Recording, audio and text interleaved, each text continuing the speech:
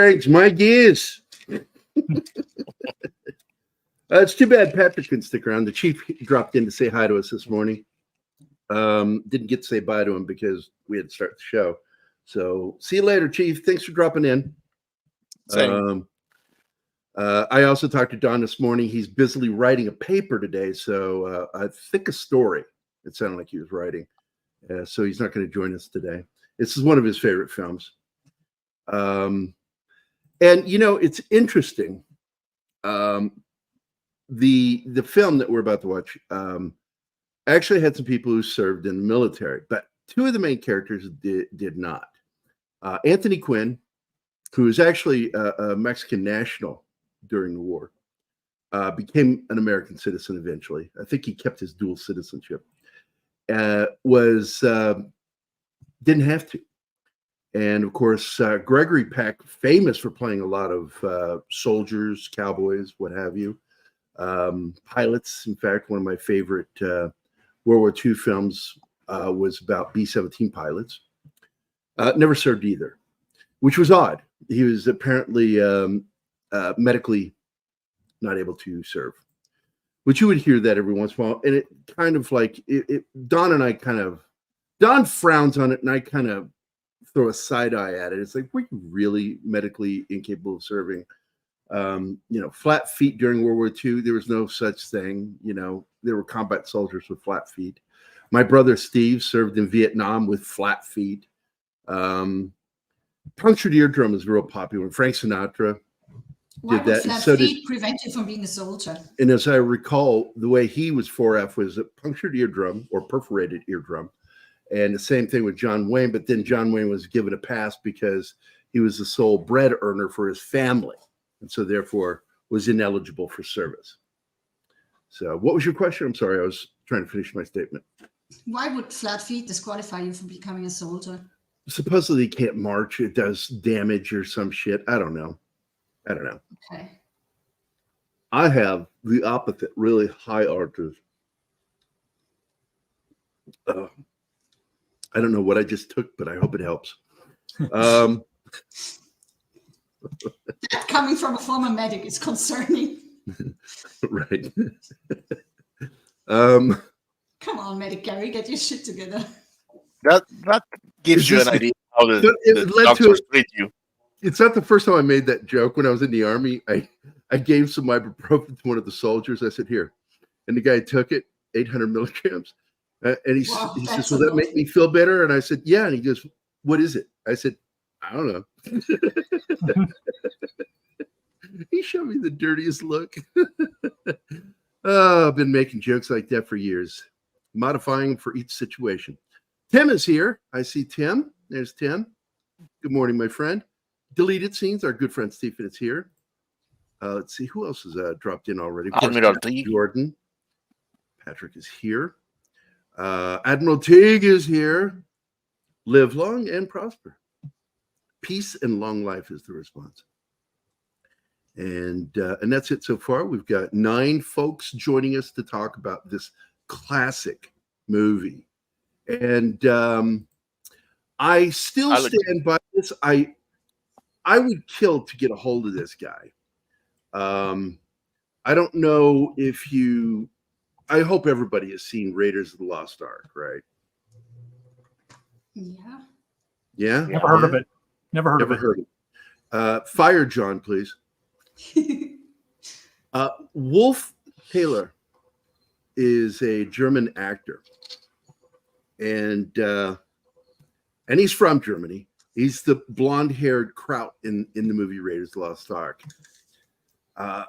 We are not comfortable with your Jewish ritual, that guy. And he's been in a lot of movies. He's in Force 10 from Navarone. He's the German soldier that Edward Fox gives the bird, which I thought was funny, too, because in that movie, he's British. Edward Fox is, and he would have done this. But they were afraid nobody in America would know what the hell that meant. So they had him flip the bird, which is an American thing. British did not use that during World War II. They were known for doing that, throwing the 2 fingers, which goes all the way back to the Battle of Agincourt. with the archers when the French cut off the archers' fingers. So the archers that survived held up their 2 fingers in defiance of the French during the battle. There's a little history for you. I don't want to. Hey, Alex Moore is here too. What's up, man? Oh yeah. Hi, Alex. Dropping pennies here. Good morning, Penny. Of course she is. Yeah, she's so awesome. She's always here. I have only one nitpick. I don't want to get into the politics of what's going on currently. Not interested in it right now. It has nothing to do with what we do here. But I am going to point out something I said to Patrick this morning. Nothing annoys me more than when people say anti-Semitic and think it only means Jewish people. And the word Semite or Semitic refers to the languages, not a race. The languages spoken in the Middle East. So that includes Arabs, Mesopotamia, the Mediterranean, Amram, the Horn of Africa. All of those are Semites because they speak Semitic languages. It has nothing to do with just being about Jewish people. So learn a word before you use it. That's all I get bugged by is people use the word and they think it just means this one thing. It's like it doesn't. Learn a word before you use it. It's just, I get so annoyed with people when they do that shit. Of course, our good friend Sagacious66 posted today. Let's see if I can find her post. Yes, here it is. I'm going to share that real quick. Share screen. And Sagacious6, here we go. Share screen. And of course, it doesn't share because Martin set it up to where it doesn't now. So I have to share it. There we go. And happy Halloween season, she says, with a cute little painting. I like it. It's cute. Oh, kitty. And of course, my response was, "'Tis the season to be Molly." And he's hitting somebody with a hammer because that's what mauling means. Is to maul somebody is to maul them with a hammer. Nah. Screw you guys. I don't need you. I just didn't get it because I needed the spelling to get the context. I'm sorry. Yeah, M-A-U-L, maul, to maul somebody. Admiral Teague says, right, since the Semitic people are one people who are simply adherents of 2 different religions. Yeah, it's true. Hey, Andy Moore was in the house. Andy's here. Good morning.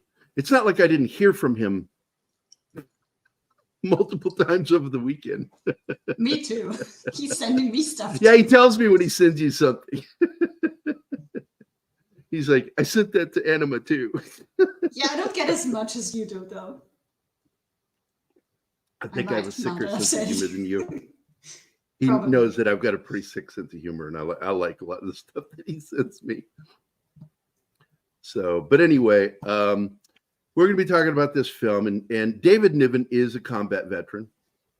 And I thought it was interesting that his character is, of course, somebody who comes up from the ranks. Everybody else was officers, okay, or operatives. He, on the other hand, was a foot soldier who just happens to know how to do explosives. Oh my gosh, hold on a second. Let's see. I was also going to go back to talk about Wolf Kahler, because I think he's in the movie and he gets no credit, and he's young. And Wolf Kahler would have been like about 22 when this movie was made. And but anyway, David Niven did a film during World War II while he was serving. And it's the first film to ever try to show tracers. And they used the classic animation, hand animation, to show tracers. And I thought that was neat. It's one scene because they couldn't afford to do too much. It was a British production. And I have the movie, and I might do it. I have the film. Tim's heading out now, running around God's green earth today. Hope to see the end of the show by the time I get back. You can always play it at double speed. Penny from does where you that left off. when she's late. That's exactly what Penny She does. always tells us when she drops out of warp. Yeah, it's like when I'm trying to get caught up on Midnight's Edge stuff. That's what I do. Is I play double speed until it catches up to live, and it works. It works. We watch a lot of stuff on higher speed. Yeah. Because we have Yeah, a lot we to watch movies. not You and that I much watch time. movies that at 1.25 speed. Yeah. Just so we can get through more movies during a day. But anyway, David Niven was a combat veteran. Anthony Quinn served. Let's see. Stanley Baker served in the British military. I think he was Royal Army. And Irene Pappas actually was in Greece during World War II. So, and she's so gorgeous. A lot of people don't know. She's in one of my favorite films of all time with Jeff Goldblum and Michelle Pfeiffer. I'm trying to think of the name of the film. It's just escaping me right now. Oh my goodness. Into the Night, which is a classic. It's the last film by, what's his name that did John Landis. That was good. That Hollywood put money behind because the Hollywood studio was already committed to the film because he got in so much trouble after what happened with Twilight Zone, the movie, that his career was pretty much over. So he got one last film in, and then he was relegated to really bad movies like Was it Stupids that he did? I don't know. Don't remember. I don't remember that one. I'm going to look it up real quick because I think he did that movie. So John Landis is directing The War. John Landis directed that movie starring Tom Arnold when nobody gave a shit about Tom Arnold. It's the song. It's a movie where he sings the song, "I'm My Own Grandpa." So basically his entire career. Yeah. Now there was a meme. There is a popular meme that comes from that. Everybody in the room is stupider from what you just said. That is actually from that movie. That's a meme from that film. David Cronenberg is in that movie too. Because they're good friends in real life. But yeah, his career was ended by that film. But going back, John Landis is, The Guns of Navarone is just a classic war film. It was still old Hollywood. When you see that film, you could not put a 4K version of that film out and have it look modern because of the way they did the color process. The color process still had that palette that looks like the old movies, and you can't make it look. It also had a weird grain to it, to the film. As they started getting to higher grain films, moving towards the 70s, late 60s, early 70s. Although during that period, they still couldn't figure out how to do blood. I mean, there's a period of about 5 to 6 years where blood is almost like candy apple red or orange. That John Wayne movie, was it The Shooter? No, Cahill. I think it was Cahill, U.S. Marshal. Or the blood is orange. It doesn't even look red. It just looks like somebody like thickened some orange candy, melted some orange candy. It's like they didn't even try in some of these movies. Well, they were trying, but they couldn't figure it out. And then finally, right around 75 is when they started figuring out this works. Red food dye number 5, which was eventually banned, so they just used regular red food dye. Why was it banned? It's toxic. It's toxic. And they would mix the food dye with Karo syrup, and I think they put just a hint of chocolate syrup in there. And it gave it just the right texture. The problem is like if you see the movie Ransom with Mel Gibson, there's a shot of them running out of a building, and the guy's just been shot and he's laying there on the concrete, and there's a puddle of blood right next to him. And you can see the surface of the blood is like syrup does. It congeals a little bit. And when he moved slightly or there was slight movement, it got a permanent ripple in it. And that's something that only happens with sucrose and doesn't happen with human blood. Because human blood clots more than it congeals like sugar does. Anyway. But anyway, That has nothing to do with this movie. We lost John, I saw. So Yeah. I hope he's coming back. Did you say anything? No, I hope he's coming back. he got offended by the comment of the blood. Maybe. How dare you? Oh, look who we have. There's Joe. You. There's Joe. Joe, morning. come on in. Double time. Yeah, I asked him over on Twitter if he's joining us, just to give him a reminder. We're finally doing it because we've. He lost his internet. He's rebooting. Oh, right. Not So, roboting. He's roboting. No, I said not roboting, just rebooting. Oh, rebooting, not roboting. Whatever. Yes, So- that's right. It was a public service announcement from Gerry that Semitic means anybody who speaks Semitic languages, which is all of the Arab nations and the Horn of Africa, all that. So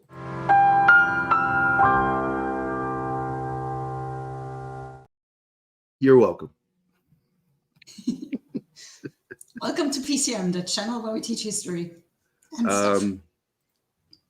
And again, I want to advise people, don't attack people of the Muslim faith over this. It's not Muslims doing this. This is jihadists, Islamic Extremists. extremists. That's who, I'm not going to say their name. I don't even give them a promotion on this show, that group. And also, if you read your history, Palestinian doesn't mean what you think it means. Look it up. The history of the word. So anyway, we're talking about what's this movie called? It's never. Welcome to ADD Theater. The Canon of Sicily. It's called It's called what? The Canons of Sicily. What? Oh my God. I won't say that again. So this is a really good flick. It's Let me- based loosely off of an island off of Italy. And, he came up with this great idea. Alistair MacLean was really good at this stuff of taking real elements and mixing them in with fiction.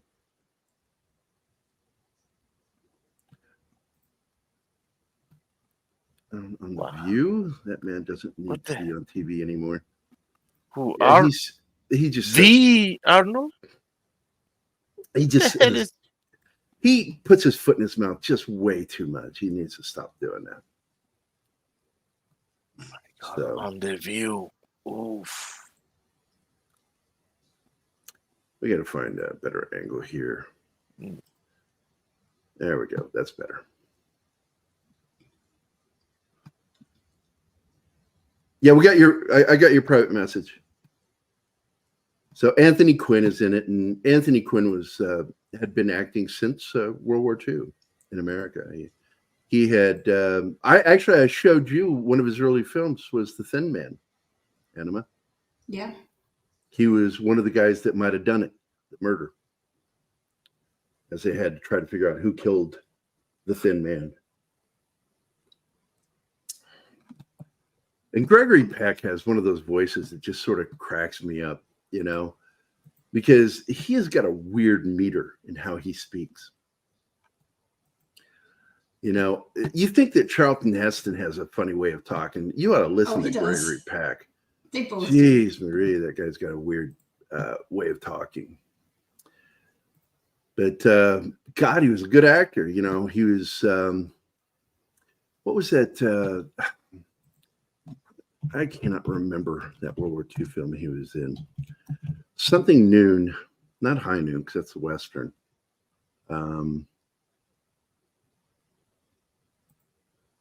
Scarlet and the Black. Yeah, I'm just not even going to respond to you on that one. Let's see. Oh my God, On the Beach. What a movie. It's about the human race being wiped out by a nuclear war. 12 O'Clock High. That was it. 12 O'Clock High was his B-17 World War II movie. Shot it in 1949. He was in a lot of war films, man. One of his last war films was The Boys from Brazil, where he played Dr. Mengele. You know, the Nazi Mengele, doctor yeah. who did all the weird experiments and shit. Now, I'm going to point out here, you see Richard Harris in this scene. He's one of the paratroopers. There he is. Yeah. This is a very young, unknown Richard Harris at the time. This is a big moment for him. Hailing from Limerick, Ireland. And his character is Barnsby. Now, Barnsby would be played by Harrison Ford later, and he's an airborne ranger. This is Barnsby? That's Barnsby. Okay, but this guy was Australian in this movie. That's Irish. I'm sorry. Whether he's supposed to be Australian or not, he cannot mask his Irish brogue. Yeah, but they say that these were a group of Australian paratroopers. Still under Her Majesty's or His Majesty's control. Yeah, but Barnsby is American. No, Barnsby is American in the next film, which, by the way, was written as a screenplay right after this movie. It was a box office hit, and they immediately wanted to do a sequel. So Alistair wrote an original screenplay, The Force 10 from Navarone. And it was supposed to star Gregory Peck and David Niven again. And, of course, Richard Harris would reprise his role as Barnsby. But it took so long to greenlight the film that it was over 10 years. And Gregory Peck and Niven were just too old, you know, and they couldn't reprise the roles. And that's when it got recast. Hollywood, man. Getting everybody, getting all the stars lined up because they're always working on projects, things like that. Changing of managers in Hollywood. It was really popular. Production hell. This was in the 60s was when the studio system collapsed and it became the studio system we know today. The old studio system died in the 60s. I didn't know that. It's a Keith and I thing. We talk about this shit. You know, we know the history of Hollywood, and everything changed because Harrison Ford came up as a studio player. He could only work for one studio, but that all died in the 60s. And eventually actors could work with multiple studios. They didn't have those locked in contracts. So you would see like where in a movie, they had an actor who was normally with Universal. That's because Paramount paid Universal money for that actor to be lent out to him. They actually had to pay the studio to lend him out. But when the studio system collapsed in the 60s, that shit stopped. And everybody was pretty much a freelancer at that point. But you'll notice, though, even to today, like Tom Cruise in particular works primarily with one studio, Paramount. But he doesn't always. Because I think the movie he did with Spielberg, wasn't it Warner Brothers? I read this comment from Admiralty. Oh, my. Yeah, he aged a lot between those two movies. By the way, we are going to do A Bridge Too Far. I am going to be doing that film. It is a favorite film of mine. And it has one of the greatest scenes in film history of World War II, based on an actual moment when the Germans hold up a white flag. They cross the bridge on Arnhem, and the general wishes to discuss, surrender, and basically Anthony Hopkins' character says, "Tell him to go to hell," and then his XO says, "Sorry, we don't have the facilities to take you prisoner." Thank you. And the German's like, we meant your surrender. He's like, was there anything else? And the German just walks away befuddled, like, that's not what we meant. I think you showed me that. I did. I showed you that clip. Yeah. That almost sounds like something from Monty Python. It's that It funny. sounds right. Yeah. That funny. Was there anything else? Yeah, A Bridge Too Far. The problem with The Bridge Too Far was they went too big with the movie stars. They went too far. Yeah, they went a bridge too far with the casting. There's Anthony Quinn.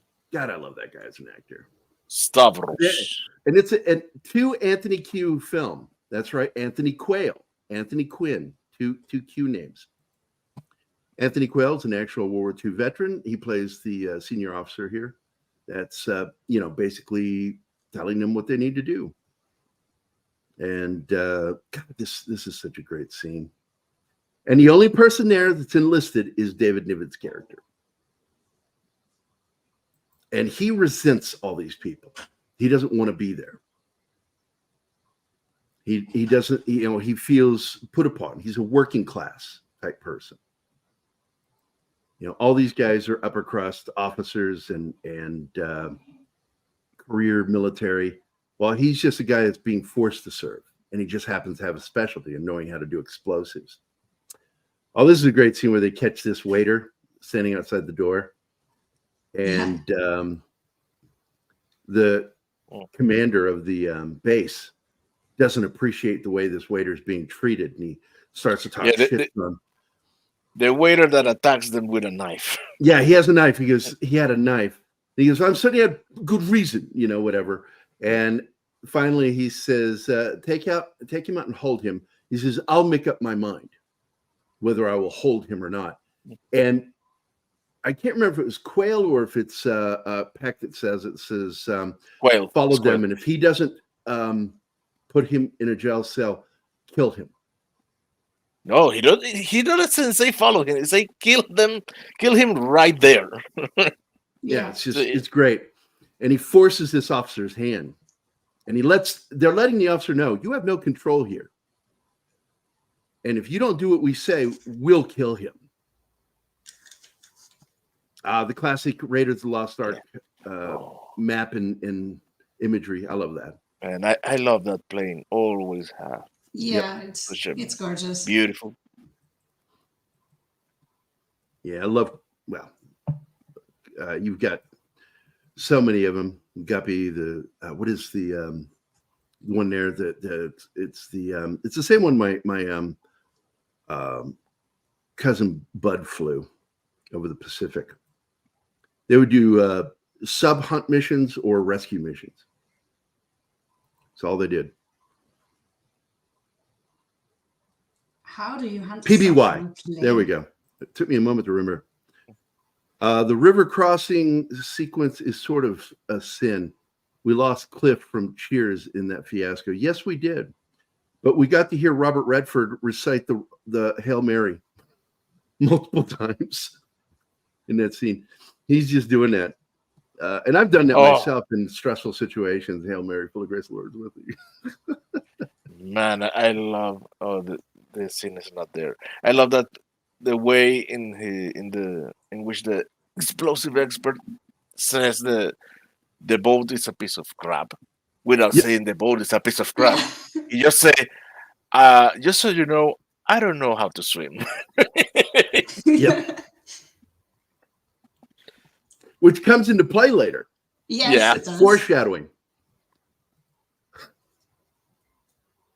And of course, this is all supposed to be taking place in the Aegean.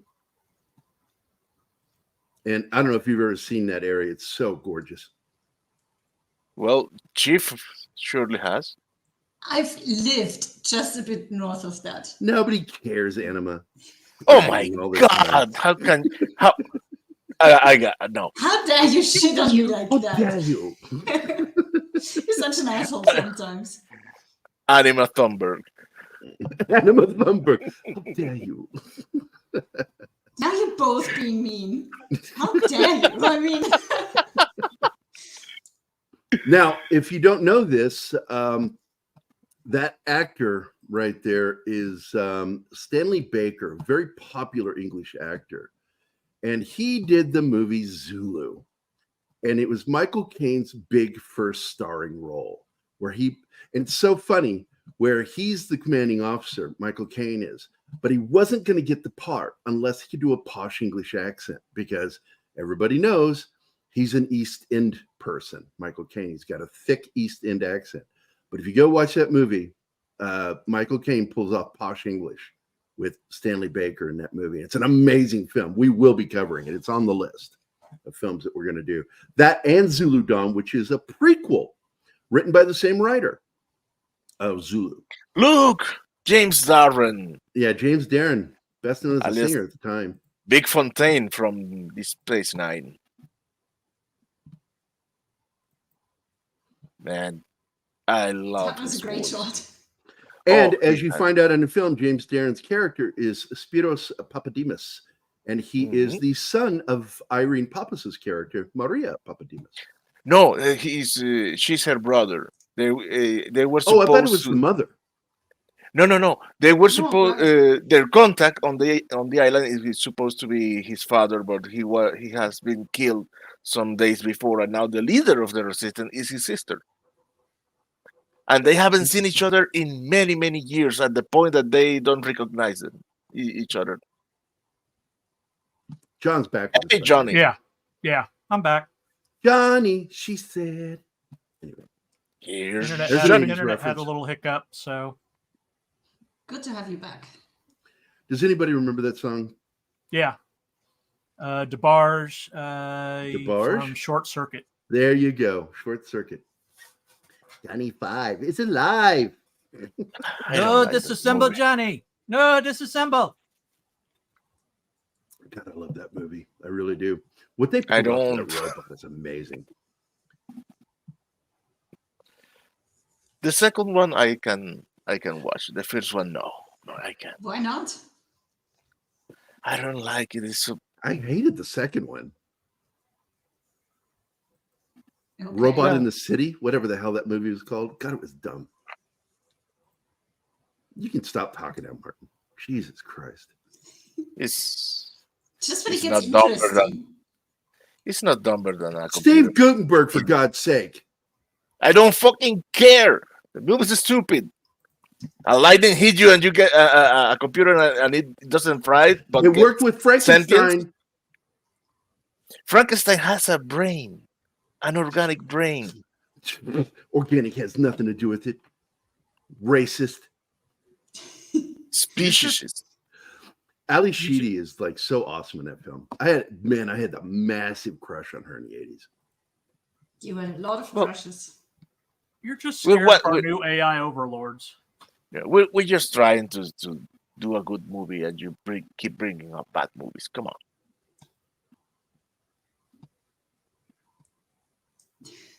You just lose respect from people every time you say stuff like that. Oh, Like I've cared. put him. Now, funny part was Anima hadn't slept much, and she was having trouble with these long scenes. But Yeah. these are character development scenes. These are really important. They're giving you both what we're doing, so explaining what's happening, while also letting you get to know the characters. It's so important. Which is, once you slept and came back and finished the movie, all of a sudden you enjoyed the movie. Yeah, What I'm telling you, hadn't- people, is when she hasn't slept, she's a real pain in the ass. She's a Shut pill. the fuck up. It was No, it's also true. very You're late. a pill. You're a pill when you're I tired. know that. I know that. You are a Everybody pill. is. It No. was also really late when we started the movie, and then like we had an hour to go when my Wi-Fi decided to die, and then I was offline for a day and a half until I could get a new modem. That really sucked. But yeah, when we came back to the movie, I really enjoyed it.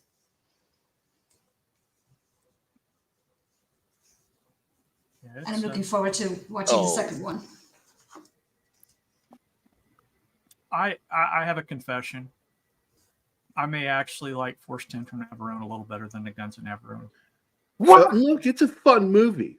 It's more of a straightforward action film with a Yeah. lot less of the character building and narrative dialogue. Oh no, I like this one. In fact, too. I was really confused by the whole double agent Lescavar. I really did not understand Lescavar. I'm like, was he somebody from the first movie? I was really confounded by that character. They try to make you believe that he was in the first movie. And he's not. And I'm He like, wasn't. there was no character in the first movie. What are we talking No. about? To be honest, I didn't like Force 10. I think they tried too hard with the humor and the ADR voice. They have too many ADR voice, and it's too obvious that it's ADR. Yeah. Yeah, but that happens a lot though in films. I mean, seriously, most films. No, but it was badly done. It was badly done. I don't know. I didn't notice it. But I haven't seen it. I have not seen that movie in over 20 years. It was the 90s, the last time I saw the movie. And the humor was out of place. I don't think so. I love the ending. The jokes there were great. Where they're sitting there and they're celebrating. Yeah. And he goes, I don't want to piss on your parade, guys, but we're fucked. There's an army of pissed off Germans about to come this way, and we're on the wrong side of the bridge. And then they're like, oh, and that's the way it ends. It just ends with that. Oh, we're fucked. And it was meant to have a sequel, but the film did not do well. Yeah. And so there was never a sequel. But I did like the casting in that. I liked Robert Shaw. Sadly, it was his last film. He died before it was released. He died in November of that year, and the film was released in December. That's so sad. And he followed his wife. She had died, and he just didn't want to be alive anymore, really, when it came down to it. He had lost his lust for life. And it's too bad, People give shit to Revenge of the Sith for that line that she has lost his will to live, but you, who has been it's real. medical professional, that is real. It's absolutely real. I've always, talked about that. You will see that where couples who have been together their, a whole adult life, one will die and then the other will follow not long after. Isn't that called broken heart syndrome? I think the most significant case of that is Walter Matthau and Jack Lemmon. Oh yes, they could not be without each other. They were. Even though there's a little hint of a joke there, which they would have liked, because they weren't a couple. Even though they were the odd couple, they did two odd couple movies. The fact is, they were best friends their whole life, from the 1950s until their deaths in 2000s. And I think Matthau went first, and then Lemmon followed him within a year. Yeah. And he was broken by his friend's death. They were as close as friends can be. Yep. Force 10 was great for kids because it had everything. Yeah. It had the same effects people that worked on the dam scene for Superman, the motion picture. Yeah. And it's shot very much the same way. And it's very clever because, they intentionally lead you to believe that when he sets off those explosives, that it's going to blow the dam. And Mallory gets all pissed. Mallory, of course, is a character in this movie played by Gregory Peck. And Edward Fox plays I just forgot his name. Miller. Private Miller. And Corporal Miller. Yeah, shut up. I know my military ranks. He has 2 stripes, corporal. And Miller is played by Edward Fox in the sequel. And Fox's dry sense of humor is very well played, because I think his sense of humor is far more dry than David Niven's. Yes, it is. And he has more of a troll way of speaking, whereas David Niven is very high. He has a voice that goes up a grade. They're very different in the way their approach to the same character. And Mallory's all pissed off that the dam didn't explode, and he's got to have patience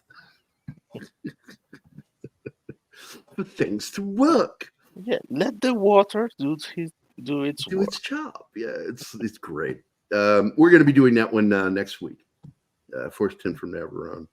Yeah. Again, another great thing about this film is they went through a period where they stopped hiring Englishmen to play Germans, and they started hiring actual German actors to play Germans, even Austrians, and because they wanted people that sounded natural.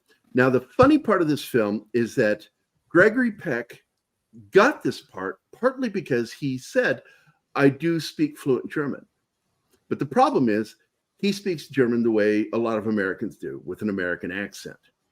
So when he delivers the lines in this film and they heard it the first time, their hearts broke.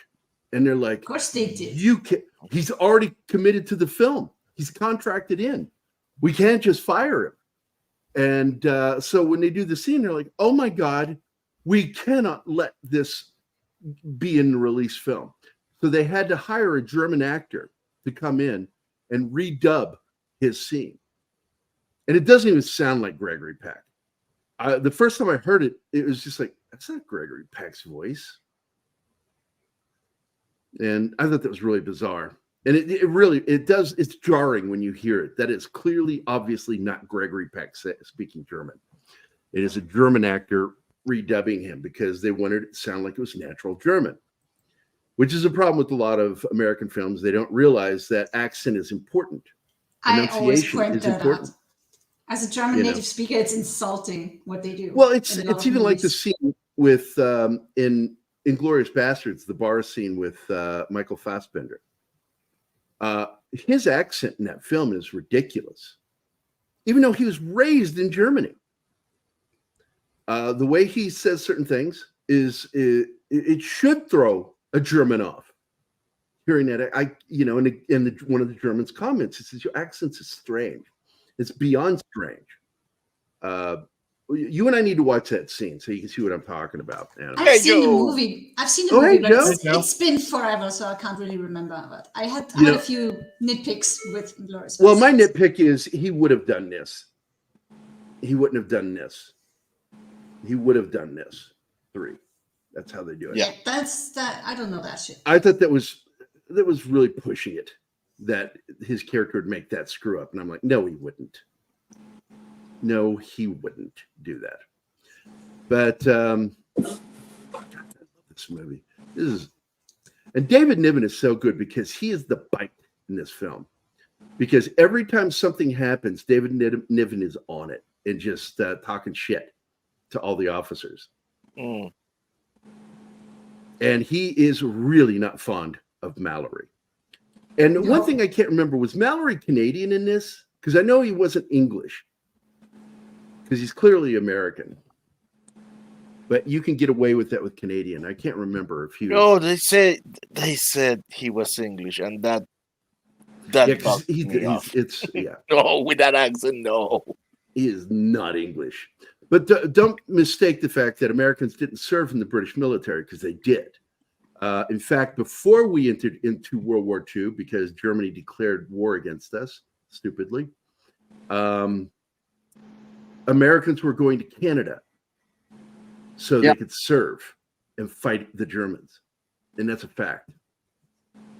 Is that World War I you're talking about? World War II. Okay. I know they did it in World War I. In World War I, my grandfather ended up, because he went over in 17, and is before we officially entered the war. And he was serving the French artillery. And finally, when we entered the war, he moved over. And because he was a cannoneer, that was what my grandfather was. Mm-hmm. He wasn't needed as a cannoneer anymore. So he got put into it. And I wrote a screenplay about it. It's called The Bastards Brigade. And my grandfather ended up in a bastard group. And he ended up being a machine gunner. He was a mounted Hotchkiss machine gun, water-cooled machine gun. And it only had a 15-degree turn. That's all that thing had. It was locked in. So they would be put in positions to where they were like angled. There'd be a Hotchkiss gun here and a Hotchkiss gun over here. So they're aimed crossing the enemy as they would leave their trench and approach them. Trench warfare is insane. Oh, man. And what a horrifying war. People have forgotten what a horrifying war World War I was. It was almost all close quarter because you could see the man's face that you were killing. And that's horrifying. And my grandfather was scarred. He became a drunk. He was an amazing dude, though. But like I took care of an elderly man at a nursing home when I was a nurse. And he looked at my name tag. He goes, Cashel, any relationship to Everett? I went, yeah, it's my grandfather. And he goes, oh, my God, I knew your grandfather. Hell of a man. Didn't want to be around him when he drank, though. Right? He actually said it to me. I'm like starting to laugh, and I'm like, yeah, I know the stories. He was always good around me because he quit drinking by the time I was born. He had accidentally shot his daughter, my aunt. What? He meant to shoot my uncle. She married my Uncle Harold. And my Aunt Katie jumped in front of him, and drunkenly, my grandfather shot through the screen door and hit her. She survived, of course, and they left. And they left because of it, and that caused my grandfather to quit drinking. And he was dead within 8 years. He smoked himself to death. Hmm. And he shook. Everybody I remember that. smoked back then, man. Everybody did. My grandfather had severe PTSD, or what they called back then Shell shock. shell shock. And his hands get like palsy. His hands are shake. But the most amazing thing, you put a knife in one of those hands and something else like wood or leather, because my grandfather was a leather cutter. That's what he did for a living, cut leather. You did that, and the minute he focused, no shaking. And he would get to work. And then when he was done, his hands would start shaking again.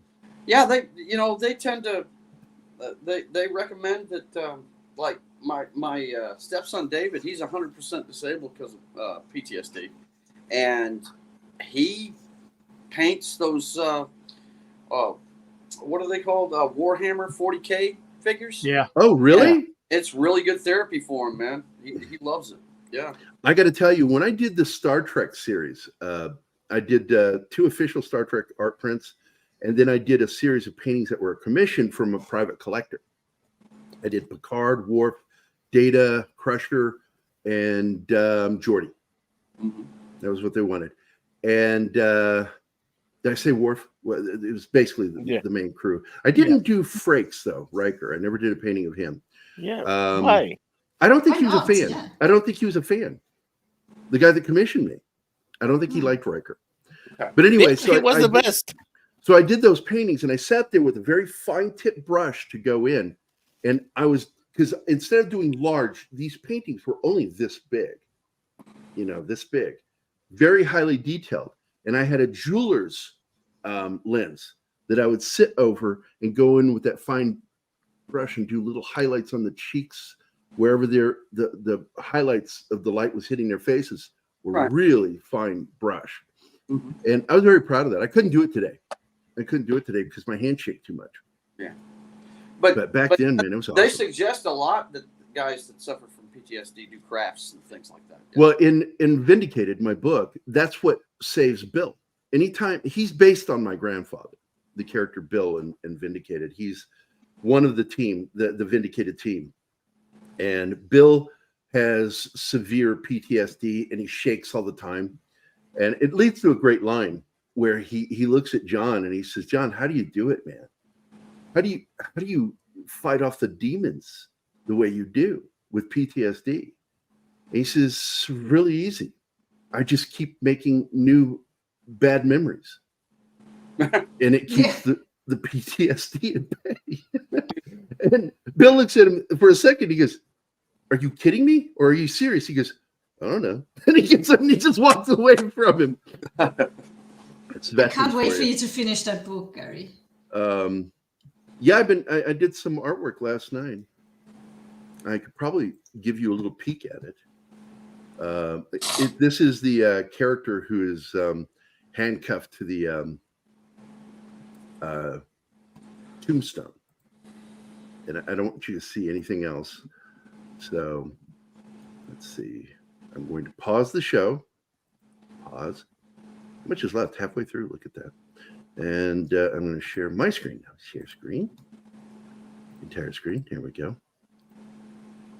And there's a piece of artwork I did last night. Nice. It's really good. It's not completely done because I got to put the a bit of a shadow behind him that he's up against the tombstone, and he's just waking up. Like, who are you? And yeah, I'm enjoying it. Very cool, man. Back on the screen here. All right. So, but Vindicated deals PTSD as part of the story, how you deal with it. It's part of the reason why when the female that likes him, you know, the main character of John, I've changed the dynamic because I'm like, their relationship should take a lot longer because he's going to have problems trying to have a relationship with somebody, especially after he lost his wife and unborn child in that automobile accident. It's kind of hard to tell a story about soldiers without that component in it. I mean, you look at every really good movie or book, or I mean, the first thing that pops into my mind is First Blood. That whole story, it's all about PTSD. He's so hardwired to, react. My problem with the movie, and I do love First Blood, by the way, is the fact that of the depiction of Vietnam War veterans or people with PTSD as being dysfunctional, which actually just PTSD is part of your life. Yeah. And most guys, a majority of guys with PTSD are high functioning. Mm-hmm. You look at the success rate of former Navy SEALs becoming entrepreneurs, which is a fact. You can look that up. Mm-hmm. They become very successful entrepreneurs and managers and leaders in business and industry. And they're high functioning for a reason, because they learn to focus their PTSD in a productive, positive way. And you can do that. And Hollywood tends to want to show Vietnam veterans in particular as broken. And it's like, stop it, man. That's Hollywood, man. It's a lie. They are all in for the drama. Well, that, and they don't like soldiers too. So. Yeah. Especially Vietnam vets. You know, you have yourself an unpopular war, and then all of a sudden everybody's attacking you. Yeah. You know, and it's like they were already coming home getting spit on. And my brother, I saw him get spit on at the airport when we picked him up. I saw it as a little kid, and it blew my mind. I was like 4 years old, 5 years old. And I'm like, what the hell? Now, she's an interesting character in this film. I forget the actress. Gia Scala, she was Italian. Gorgeous actress, but she's mute in the film.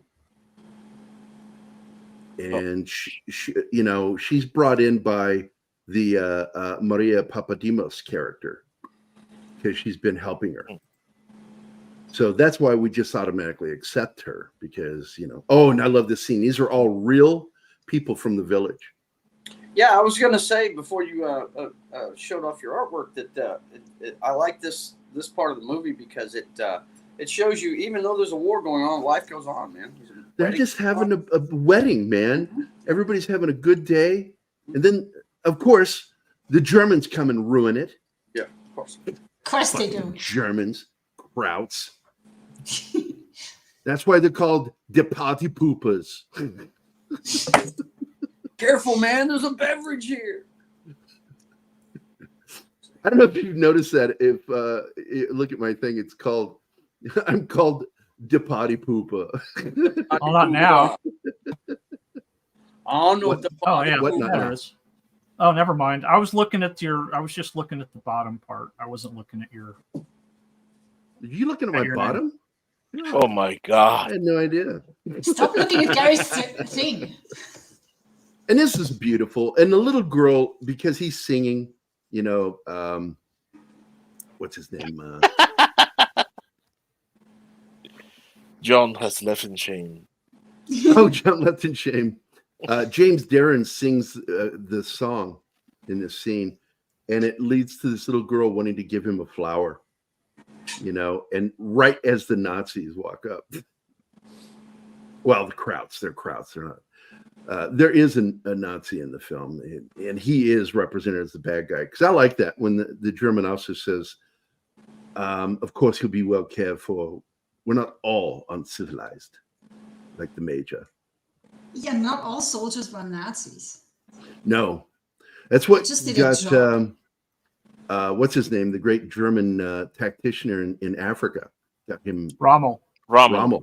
Because he was not a Nazi. And it got him in trouble, and he had to kill himself if he wanted his wife and family to be protected. He was given a choice, and he did the right thing, but it was horrible. Yep. Still. He only did it because they were going to imprison his family. Yeah. Possibly even kill him. And he really does have a great voice. You've never heard him sing. Oh yes, if you have to watch Deep Space Nine.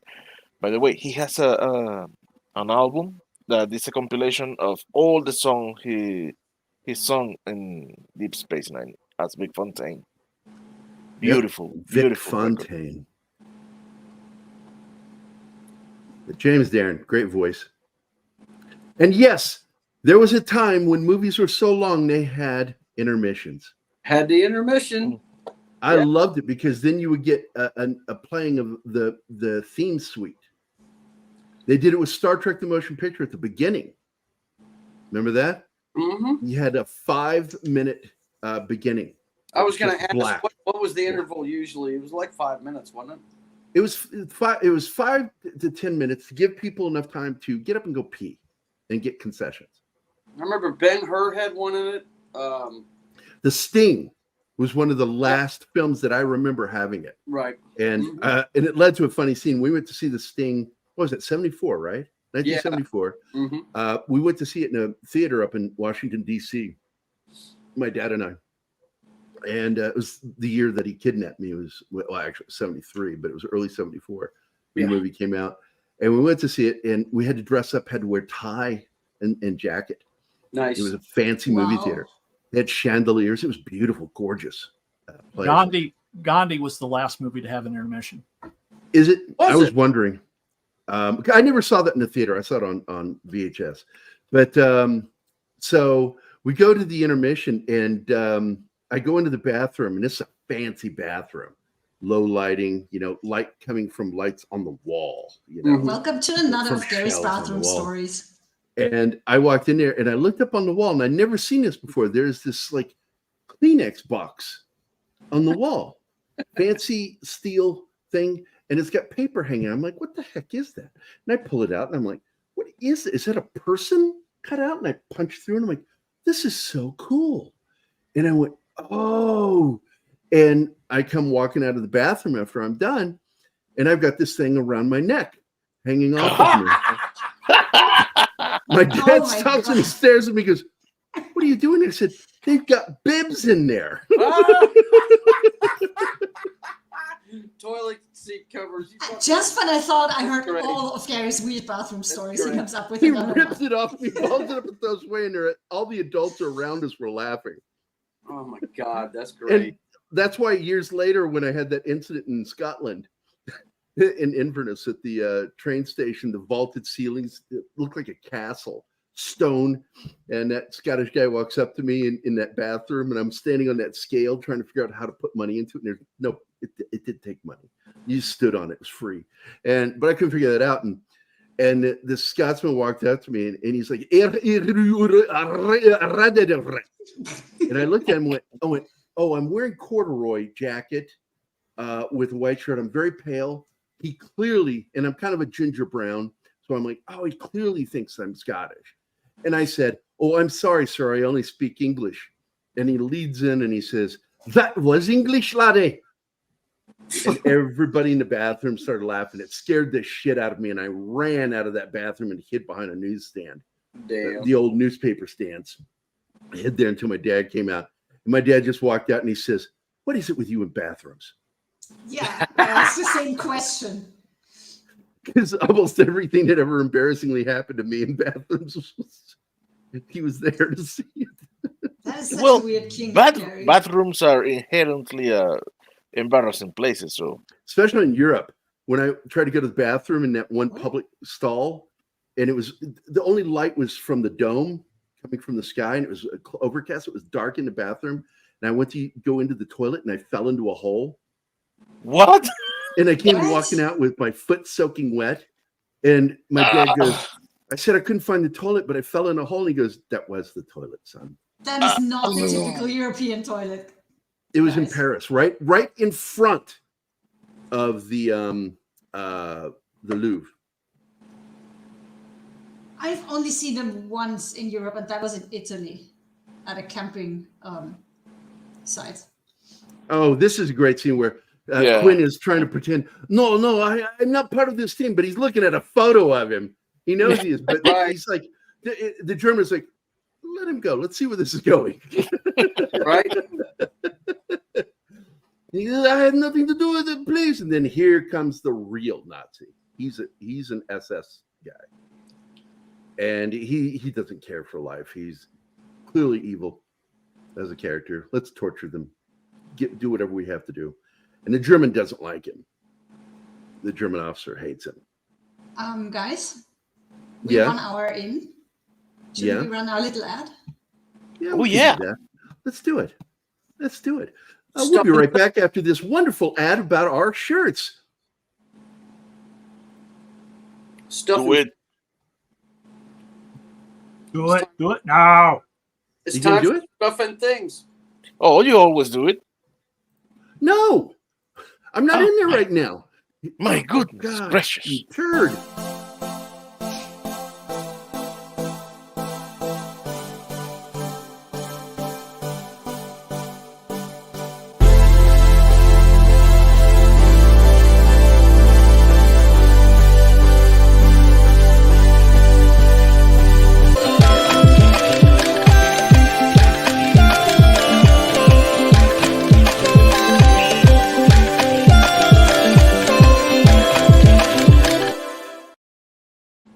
That's your job. Anyway, Dead air, Martin. Dead you air. can look as cool as this guy. That's Christian Delorme with his Christian Pop Culture Delorme. Minefield shirt. Sporting the sexy Pop Culture Minefield shirt, complete with Keith and Gary's name on the bottom. That's right. Yeah. Because that's the original logo. Yeah. And I should probably update it to the newer logo because it's just slightly different and it doesn't have Keith's and my name on it because our Pop Culture Minefield is a whole team. We're a group of people. But you know, Christian, he likes retro stuff. Yeah, he's totally retro. He's definitely Destiny's going to get Captain is a here, new by the one. way, guys. Toblerone, man. When I was in Europe, man, my favorite thing to eat was the Mars bar. I shit you not. We have a different version of Mars bar. Yeah, the Mars bar is really like Snickers, but with almonds. And you No, can peanuts. find It's that peanuts. Mars bar here. And it's very rare. There's a store right here in Springfield. It's a gas station north of, or just outside of Springfield, going towards Kansas City and Joplin. And it has classic Heath bars, Fifth Avenue, Chico sticks, and the Mars bars.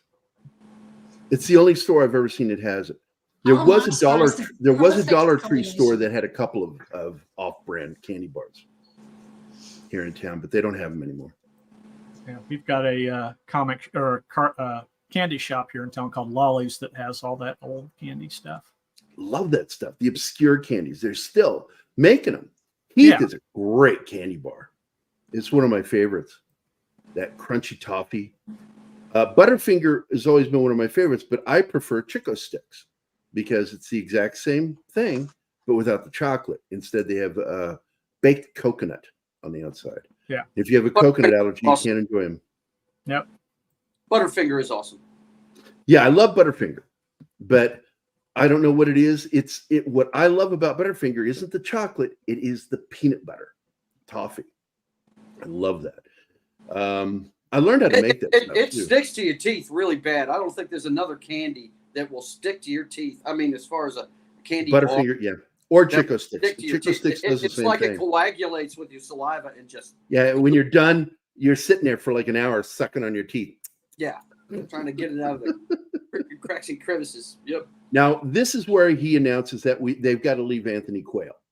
And this is where the German officer says, some of us are civilized. Of course, I will take care of him. And so he says bye to him. But when Gregory Peck says bye to him, he misleads him intentionally because he knows that when they give him the truth serum, that he's going to talk. So he tells him that we are here for a ruse. Our mission is canceled. All we're supposed to do is distract, but the invasion is going to be in this other location.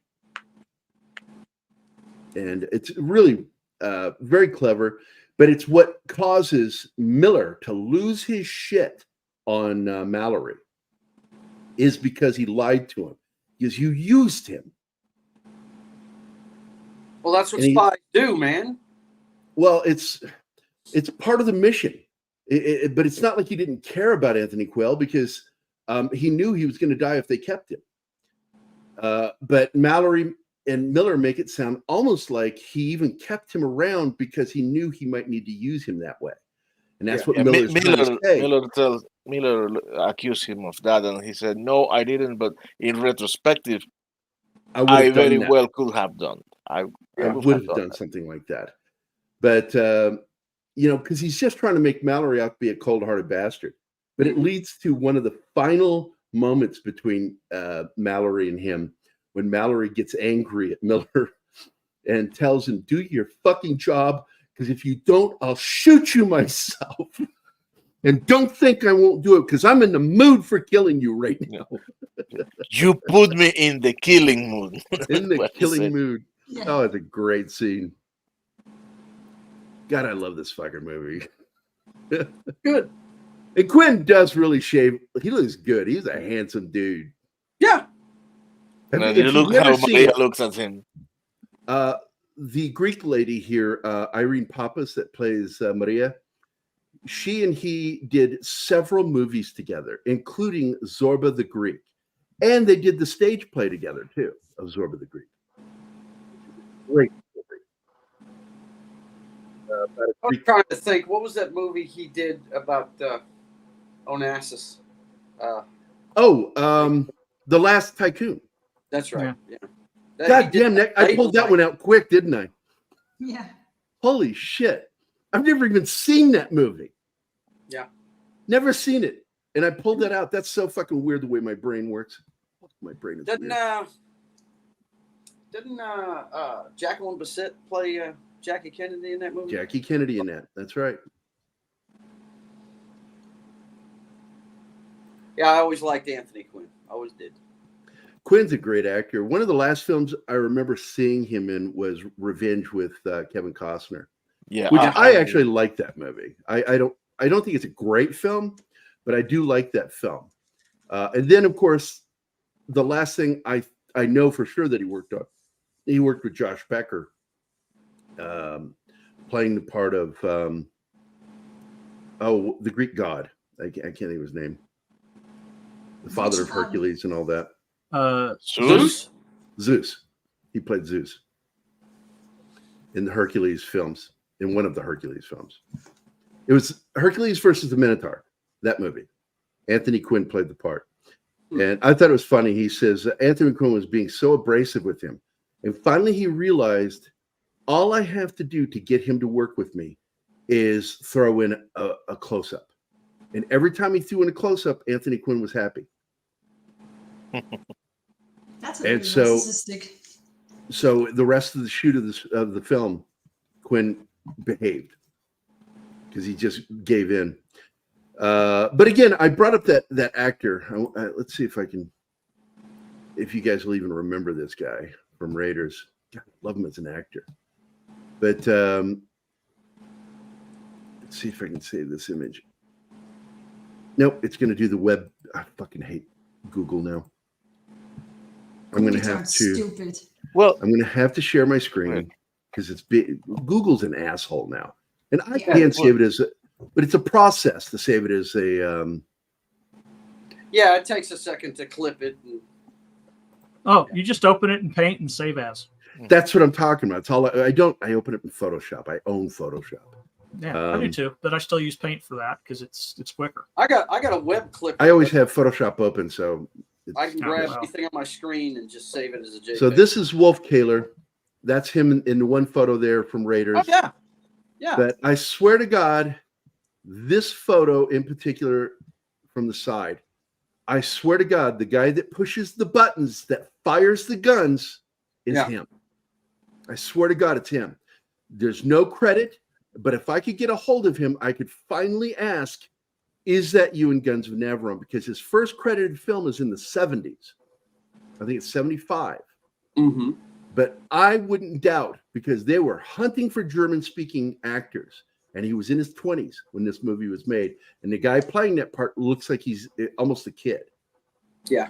He looks like he's in his 20s. Oh, he seems in Raiders. He seems more German than the little scientist to me. I mean, Toad is an English actor. The guy that plays him, Lacey.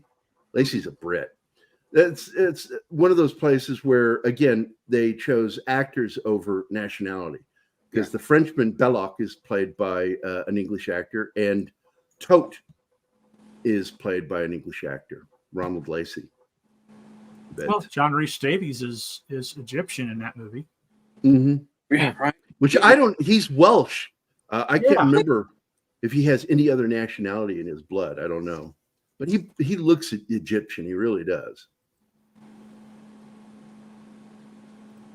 There we go. Back to the slideshow.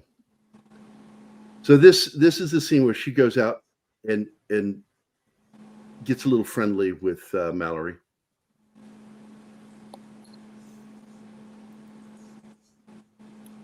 I'm not sure what that was about, if she was trying to win him over or if she was really having a moment.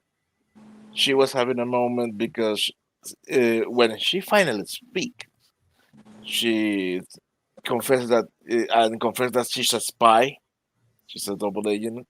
And she's saying, what she said to him, I tried to tell you the other night that you better run. Neither of you is going to survive. That's what she's trying to tell him. Penny loves chicken. And yeah, this is before they are going to try to save what they can of his leg, but previously they're going to interrogate him. And they do, and they give him that sedative that causes you to open up. I forget the name of it, but it was used. It was really Sodium used. pentothal? No. It's Oh got a man, different and name. they said it. It's in the subtitles. I always forget the name of it. Yeah, I forgot it too. And I love that scene where they push that German vehicle over the thing and it explodes. I'm like, God damn! Yeah, that German was cars are unsafe. No, they're not.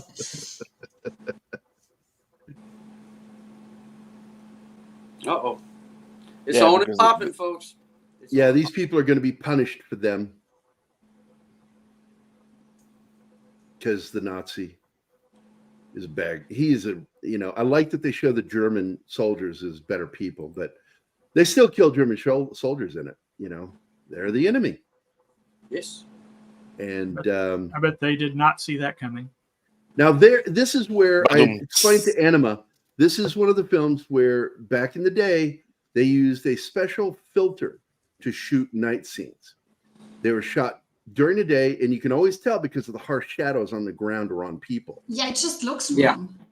Yeah. And it's a bluish filter mixed with yellow, as I recall, that causes the stark. The yellow causes the stark shadows, and the blue causes it to look like night. Yeah. I'm not a fan of that. Yeah, you can tell when they do it in old movies. Yeah. The reason why is because it was so hard to light night shots. Yeah, and they be able really to see the did not- background, and that was the problem. They didn't have the ability to do things like they can do today. Yeah, today they still go for daytime. Every once in a while, television. you'll see them do it. They do We it. had It's it mostly on on television. It We usually did it gives in the House of the budget. Dragon, and it sucked. It looked so wrong. So he gives the information, the misinformation. Mhm. Yeah, 1/3 of Wild Geese is shot that way. That's right. Yeah, it is. It is. True. Yeah. But God damn it, I love that fucking movie. You know it, man. It's awesome. And they did shoot a sequel to that film, and Scott Glenn is in it. And Really? Scott Glenn is in a very good version. I love Scott Glenn. He's one of my favorite actors. Yep. Also former military. Him, Keith David, both served. As I recall, they both served in either the Marine Corps or the Navy. I can't remember which one it is. That is not hard to believe at all, because when he plays a tough guy, he's that quiet dude that you don't want to mess with. Yeah. I mean, it's not the greatest movie in the world, but I thought he was great in Urban Cowboy as the asshole, man. You know, he's awesome. Yeah. But Scott Glenn in the movie Man on Fire. Yeah, he's good. Which is his version of it is closer to the book. It's very accurately adapted from the book. I love that film. It has a dark ending, not a happy ending, but at the same time, you know, it's very real.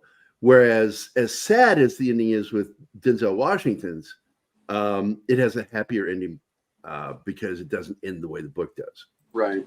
But the character of Creasy went on to have more adventures. It's a book series. It's a whole Creasy book series. I've read them all. They're really good. You're probably going to laugh at me, but my favorite Scott Glenn movie is Silverado. That had so many people. I love Silverado. No, I love that film. It's a great film. That had so many people in it that were on the verge of becoming stars at the time. It wasn't. Well, Costner. Yeah, Costner. Costner had worked previously with the writer-director, Kasdan. Yeah. A lot of people don't know that. He's the dead body in the movie The Big Chill. Yeah. The Big Chill. Yeah, he actually had scenes in it. He had scenes, but they were cut. But he was dead. He was dead in all those scenes. Right. And they cut his face out. They cut it out and don't show his face. But all the scenes of them dressing the body, that's Kevin Costner in The Big Chill. But that cast that was in that movie, man, God, Brian Dennehy is the evil sheriff. Kevin Kline,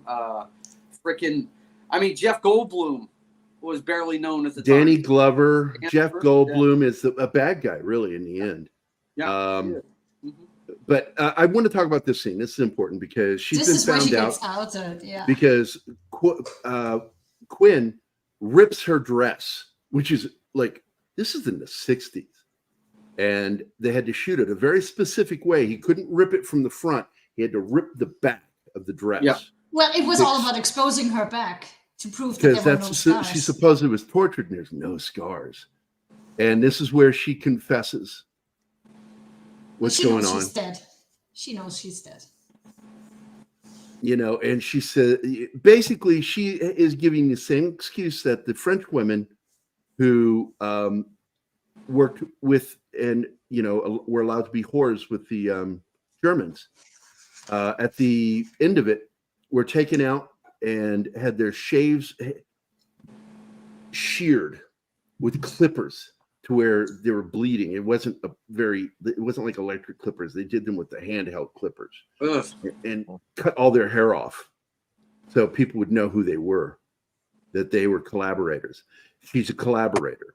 And they're like, why didn't you just join us?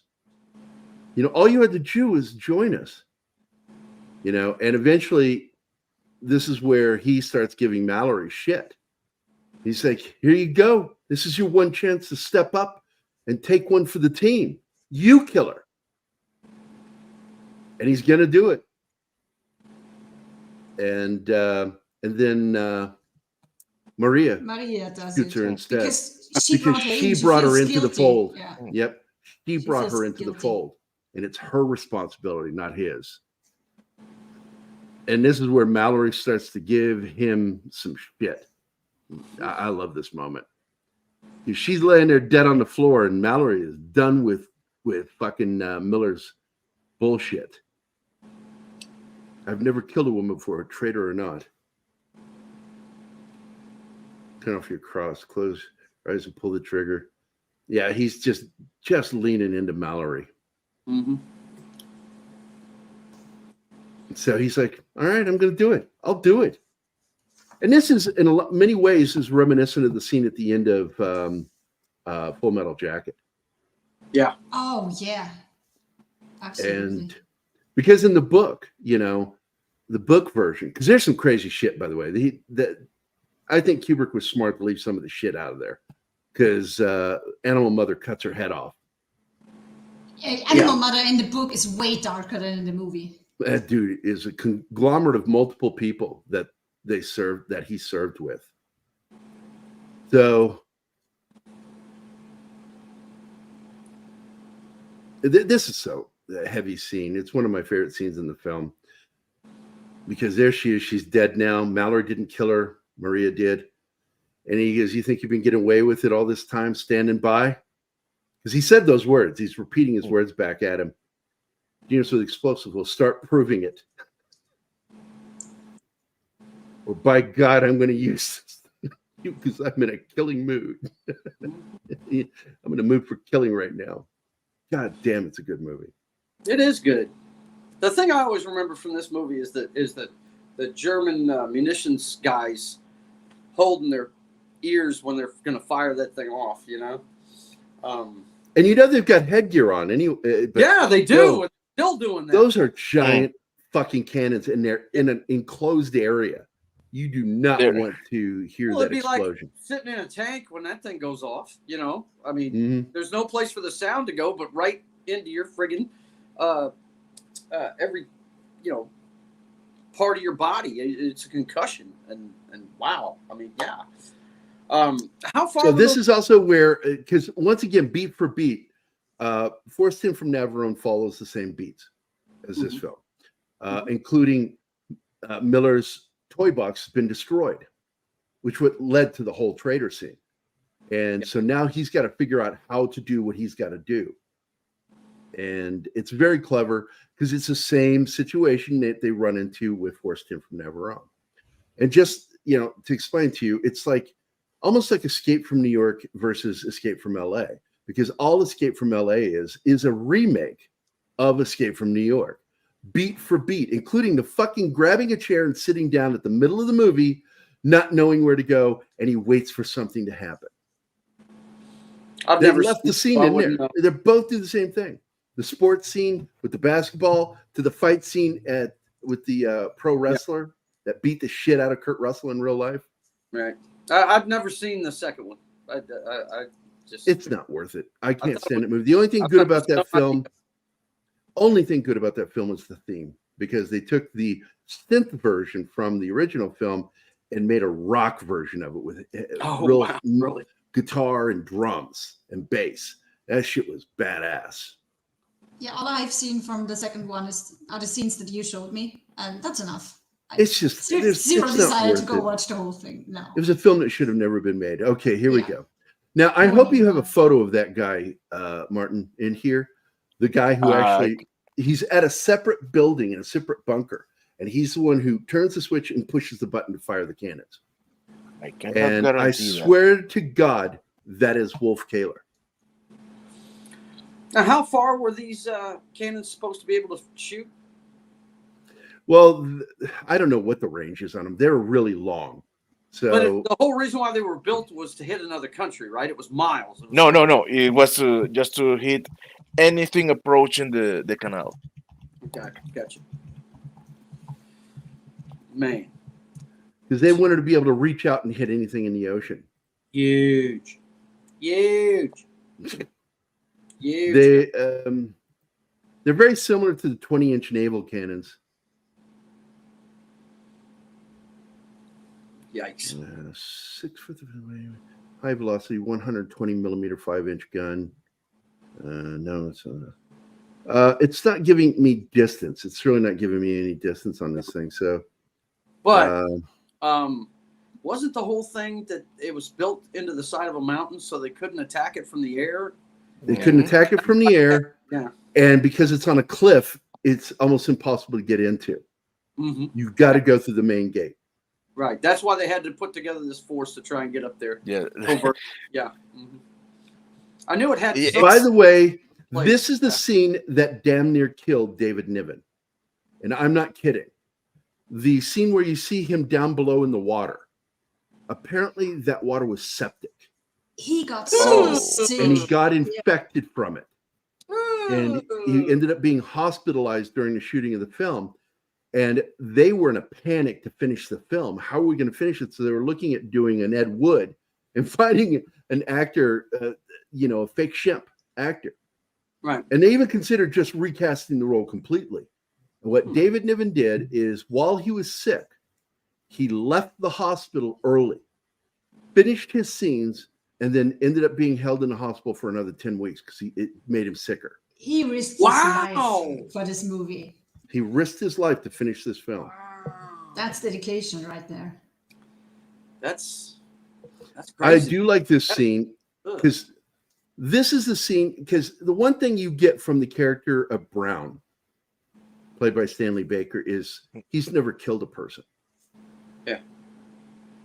He's never had to kill a person, and he has to kill this guy up close and personal, but he's so bad at it, he gets killed himself.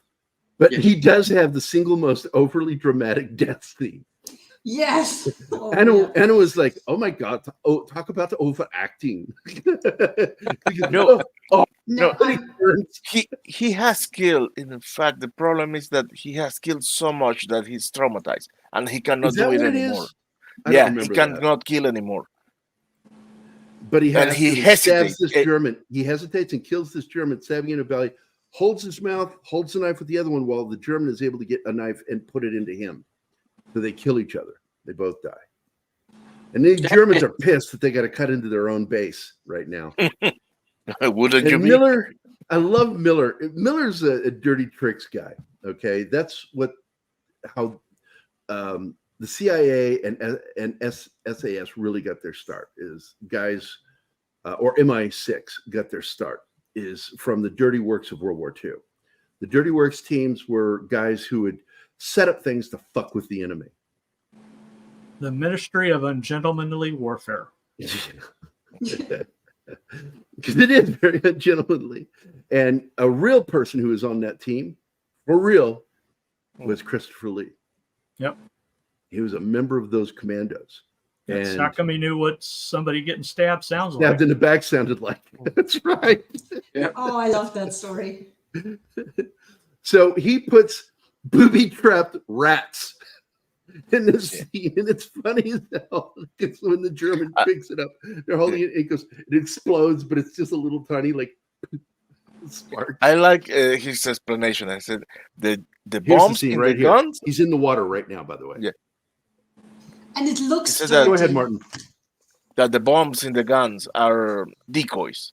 They're all They're all functional, but are decoys. The real bomb is the one that he's setting right there. He's taken the machine grease and packed it around the explosive. And he says, when that wheel hits this rod on the elevator, everything goes. Yeah. And he's going. Oh, boy, And they then- make you wait for it. Boom, boom, They make boom, Hey, you this slow is where down. George Lucas was inspired to do the lightsaber scene in Phantom Menace. But this set was massive. This was shot, Yeah. I think, at Elstree Studios. It's You either know, Elstree. What were the two big studios there? I forgot, but you showed me pictures of the set from the outside, and it's like 6 floors high. Yeah, it's just That thing is huge. I remember watching Pinewood Studios. that Yeah. maybe, the same guys that worked on the Bond movies did this because it really looks like a Bond set, man, Well, it's the Indeed. same studio. It's the same studio. The Yeah. sub scene was shot there. The same studio. The The submarine guns scene. are. The sub guns base are huge. Yeah. I in know. what is that? For Your Eyes Only, was that the one, or Spy Who Loved Me? No, Spy Who Loved Me was the Yeah, sub Spy Who Loved Me. Yeah. Mhm.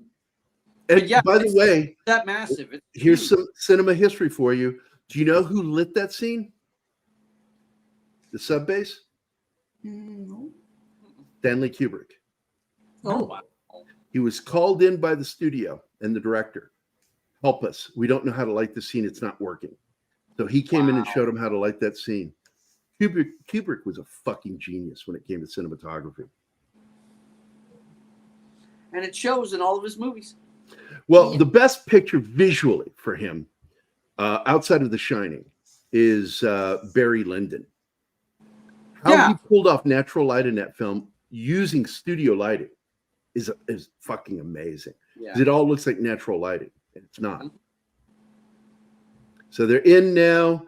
They're looking for the bombs. They know there's booby. He finds the rat, and the guy says, "Give me that." He's got little clampers to hold on to it with, and then it explodes while he's holding it. And it's just this little.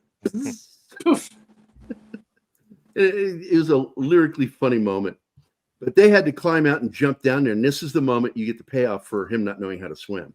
Because Mallory's got to save him. That must have been so And of course, scary. one thing I left out is that Quinn's character has a vendetta with Mallory's character. Yeah. Because Mallory, because of a decision he made, caused a situation to happen that ended up killing Quinn's family. His wife and kids were murdered by the Krauts because of a decision that Mallory made. So Quinn has promised to kill him when the war is over. Yeah. But then you realize at the end of this film, you know, Be forgiven. Quinn's like, I've discovered love again. I'm in love with Maria. And Maria is in love with him. It's cute. So aren't you the lucky guy? She just outright, just right. It's not even flirting. She's like, I like you. I like you a lot. And I'm glad you're not married anymore. Look at the size of that shell, man. I know. Oh, and the best part is she says that to him with Mallory sitting between them two. Now, I hope you have the shot of the guy who actually pulls the trigger. He's in this shot there. It's that little box on the right there. There's this officer that is right there. Do we get a good shot of him? I cannot say. Because I can swear to you that that is him. The guy from Raiders you were talking about. Yeah. There, look at it. Nah, it's not. Look at That's not the him. same point of the nose, same brow, same fucking chin, and same lip line. But it's And not the his same eyes jaw. It's a square jaw. It's a It's square Dude, jaw. Gerry, he draws human faces for. Yeah, I do this for a fucking living. You guys, Yeah, your also- opinions don't Should matter to trust me. him on He this. Googled, Okay. he I'm Googled looking it at and him. put the pictures up next to each other when we watched the It's not movie. And him. it really fucking looks Yeah. like him. It And I does. can't help but wonder because it's a non-speaking part, so he would be considered an extra. Right. I think so. And I suspect that's him, and he's the right age. Because Kaler would have been in his early 20s. There's that scene. And what is this Yeah. reminiscent of it for us that grew up during the early atomic age? It's Is just that the- reminds us of the explosions of the atomic bombs, with the way Yeah. that people would look when they were watching. Yep. My one complaint in the miniature work in this is the explosion from outside the cave is shot at the wrong speed. When you Yeah. see it from the ship's perspective, it's too fast. Yeah. And it's something the Japanese did a better job of slowing stuff down. That was a miniature. There's that grease pack explosive. You know, it just, this is the Alfred Hitchcock thing. It's like, is it going to ever touch that fucking explosion? Right. Yes, it takes so fucking long. And then Anthony Quinn in the hospital on the same island, by the way, hears it. And he just smiles. Because he knows what Boom, boom, boom, boom, boom. Get you some. Quell goes, oh, they really did do it. It wasn't a lie. It's awesome. Just destroys it. Everybody in that fucking mountain is dead. Done. Nobody would yeah. survive that. All that ordnance they had, they got vaporized. So much high explosive. They are not even getting dental records off those dudes, man. Probably not. They no. got Dude. pulverized. The top of the mountain is gone. Yeah. It's like Mount St. Helens. Yeah. If you guys Boom. remember that. Because Mount St. Helen was at its peak, and then it was like this. It was just gone. Yep. And this is the scene where he stops to talk to Quinn's character. What's his name? Stavro. Wasn't it? Colonel Stavros. Stavro. Yeah. And he no longer wants to kill him. Yeah, he says, I'm in the mood for love. Aren't you the lucky one, pal? Aren't you the lucky And they changed the ending a little bit here because at the beginning of the new film, it's now Robert Shaw and Edward Fox, and they're fresh from the water, soaking wet, smoking, sitting against the ship rail. They completely changed the way it looked. And of course, the incidents in this. That's the only thing I don't like is they should have just shown the ships and not done the callback to the actors that all died. But that was bad. Yeah, that was. And I love the Greek font used in this. Is great.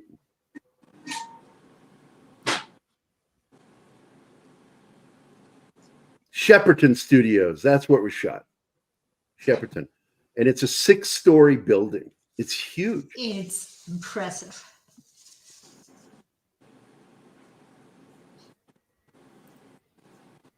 So that is a great movie. God, I love that flick. Might even watch it again this week. Really? Yeah. We need to watch on my that own one. time. Oh, I'll do it on my own goddamn time. You don't tell me what to fucking watch. Yeah, it's definitely probably the most referred to movie when it comes to Alistair MacLean. I mean, he made some great stories and novels that were turned into movies. My favorite one's Where Eagles Dare with Clint Eastwood. I love that one. Very big fan of that film. And what I love about that film is Richard Burton was terrified. Yeah. Because he was a drunk at that time. And he would have to do action. And then on top of that, Clint Eastwood felt it was weird, all the dialogue his character had. So he requested that many of his lines be given to Burton instead. And they did. They gave it to him. He hardly talks throughout the movie. Another good one is Ice Station Zebra. That was a good one too. And also he did a lot of his own stunts in that. Mm-hmm. Ice Station Zebra is another favorite of mine. It's on my list of films because the military is involved with that. It's the first time that they ever showed how subs come up through ice. Yeah. And when they breach the ice with the, what do you call it? The conning tower. Yeah. Mm-hmm. That's why they're designed the way they are, reinforced the way they are. Icebreaker. As icebreakers. And of course, it's got Rock Hudson in it, who, when I was a kid, I was a big fan of his work. But little did I know that he probably, by accident, killed and did more damage to Americans than the enemy did when he accidentally set off, left his gun on, and when he was left the gun on the electronic part, because there's an electronic switch to the guns on one of the planes in the lower deck, and when it was fired, it went into a bomb and it killed a bunch of people. Oh, And he was did not know that. As I recall, I think he was drummed out of the Navy. He was given an honorable discharge, but they didn't want him. They didn't keep him. Yeah. So Rock had a really bad, and his manager's job was to keep that story suppressed for a long time. It finally came out. It was like, not good. Anyway, great film. Alistair MacLean did some great ones. He did The Guns of Navarone. He did Ice Stations Everywhere, Eagles Dare, Force 10 from Navarone. Goodness gracious. There's another one he did that was Michael Caine turned into a film. What was that movie called?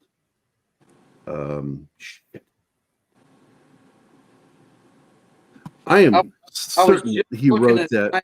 Top 10 of his. Hang on. They've got listed, of course, the first one's Guns of Navarone. The Secret Ways is another one. The Satan Bug. Satan Bug's a good movie. There is a movie of that one. When Eight Bells Toll. Puppet on a Chain. Fear is the Key. Caravan to Vaqueros. Golden Rendezvous. Bear Island. The list goes on. There's even one with Pierce Brosnan called Detonator 2 Night Watch. You know? I am looking it up right now because I swear to God, there was this movie. What was that film called? Control Eagle. Who's in it? Yeah, there it is. The Eagle has landed. And it seemed like it's Jack Higgins that wrote that one, who is another great espionage and war writer, Jack Higgins. The Eagle has landed. It's a great World War II flick that came out in the 70s. Donald Sutherland, Michael Caine, Robert Duvall is in it. Robert Duvall, man. What a career that guy's had. My gosh. He's still with us. Yeah, one of the new movies that I'll be watching with Anima probably this week is called Secondhand Lions. Oh yeah, there you go. Yeah. I love that movie. It's with Who's Michael in it? Caine again. Michael Caine Yeah. and Robert Duvall play two brothers that have lived through a bunch of crazy shit. I was fixing to say they're a couple of old men, man. Yeah. Yeah, the scene in the bar when Duvall, as an old man, beats the shit out of that fucking young guy, it was great. What a great scene. And I tell you what, if you're in a bar and Robert Duvall walks in, don't mess with him. He's That guy- wiry. Guys in bars and cinema, it's not even funny. One of my favorite parts of Lonesome Dove is when he pistol whips the bartender and points out the picture of him on the wall with his buddy. Yeah, the both of them. That's right. This is us back when people respected us, you know. Yeah. Robert Duvall, man, I could talk about him all day. I mean, even his smaller movies, the one he got his Academy Award for, Tender Mercies, is a great movie. It's fantastic. About a guy trying to get a second chance at life, you know, after being a He had drunk. been in prison. Yeah. Mm-hmm. It's Yeah. a good movie. Really It's good. a good flick. Heavy subject matter. Again, I've never seen it, but boom, I know the movie. I know the premise. See The Apostle. If You- you really want to see a tour de force by him. Never seen that one either, but I heard You're he's amazing in it. encyclopedia. So Gary. good. Oh, it is so good. I've never seen the movie, but his film, The Great Santini, Oh, because man, yeah. it was too Oh, you've reminiscent never of my seen it? dad, Oh. and I didn't want to watch it. You need to watch that movie. You would enjoy the hell out of it, Bob. It's just when I read the synopsis to it, I'm like, it's too close to my dad. I don't Yeah, know. he does. Dude, he comes off. Because like- when I went in the army, girls started like, none of this affects you, and I said, you guys have nothing on my dad. right. Yeah. Nothing. Mm-hmm. It's like he put the fear of God in me. When I look at The Great Santini, I think, you know, if you've ever seen the movie Gran Torino with Clint Eastwood, you know, Great film. everybody knows that old guy. You know, everybody knows that old. That's the Great Santini when his family left him and he grew Exactly. old Yeah, alone. that's what I think of. This must have been what this guy was like when he was young. You know what I mean? Kind of thing. So this is why he ended up alone. You know. But yeah, it's a really good movie. Yeah, and in the end, his character, only thing I'm good for is killing some people and dying for someone else. Yeah, that's it. Mm-hmm. 'Cause that's what dark. happens. It is. It's a very dark film. Mm-hmm. Because in the end, what he does, he self-sacrifices himself Yeah. to get rid of this gang. Yeah. He just walks out there unarmed and pretends like he's got a gun and pulls out the fingers and they fucking shoot him. Oh. And then suddenly the neighborhood takes up arms to fight. And it's a good film. It is Great. the more believable version of Death Wish 3. Right. Yeah, it is. Where you get the neighborhood to fight. Mhm. Yeah. Come on, man. An RPG. Come on. Do you have to lay it on so thick, Chuck? Come on. But we got a new person here speaking a foreign language. Wi-Fi. Yeah, what is that thing? I'm assuming that it's Laotian or Cambodian. Don't know. That looks weird. Hey, And we Kyle have dropped in. Sax. Sax. Zach, you missed the entire show. We watched the movie. It was amazing. It It was changed good. us. We all became Christians afterward. It changed us that much. It changed your our thing. lives. Do your thing. Show him his video. Oh, first of all, I want to show him this. This is great. Christian Delorme with his Pop Culture Minefield shirt. Yes, yes, yes. Help support the channel. Do that. Let's see. There we go. I support him on Patreon. All of you should join Patreon. Yes. Patreon is really we're going to end up going there because YouTube is becoming more and more and more restrictive, and they're demonetizing stuff of ours. A lot of people are like starting their shows on YouTube to get the word out there since it's a bigger platform, and then they switch to like Rumble or Patreon or something else. But we're on Rumble too. We We're have on a both. Rumble. Yeah. What I'm saying is mid-show they do it. You know. Matter of fact, I was sports balling last night. That's why I was up so late. But last night, Comics Division's member stream started on YouTube, the first hour, non-political talk, and then they switched to Rumble. You know, Talk about whatever the hell they want to. talk about whatever the hell they want to. Yep. He's been doing that with all his shows for a while now. Ever since he got suspended for a week, that's what he's been doing with his shows. He does like the first hour on YouTube, and I'm suggesting it to people. You know what I mean? Yeah, you don't want to leave YouTube, but if they're going to be this way, use it. Use it to your advantage. You know what I'm saying? Okay, I just double checked. Oh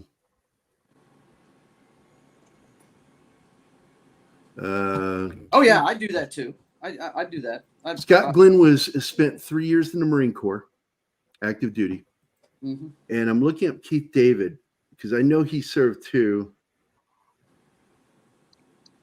and I think he was in the Navy. I got to find him on. I got to look up on Wikipedia. Now, help me out here. Keith David, he's the one from Officer and Gentleman, hung himself? No, that's David Keith. That's Yeah. David Keith. See, okay. Which one's Keith? Keith Keith David is the black guy that was in The Thing, and Okay, gotcha. They Live, and yeah, okay, gotcha. He was a Carpenter guy. Yeah. Carpenter liked to use him a lot. Yep. I got you.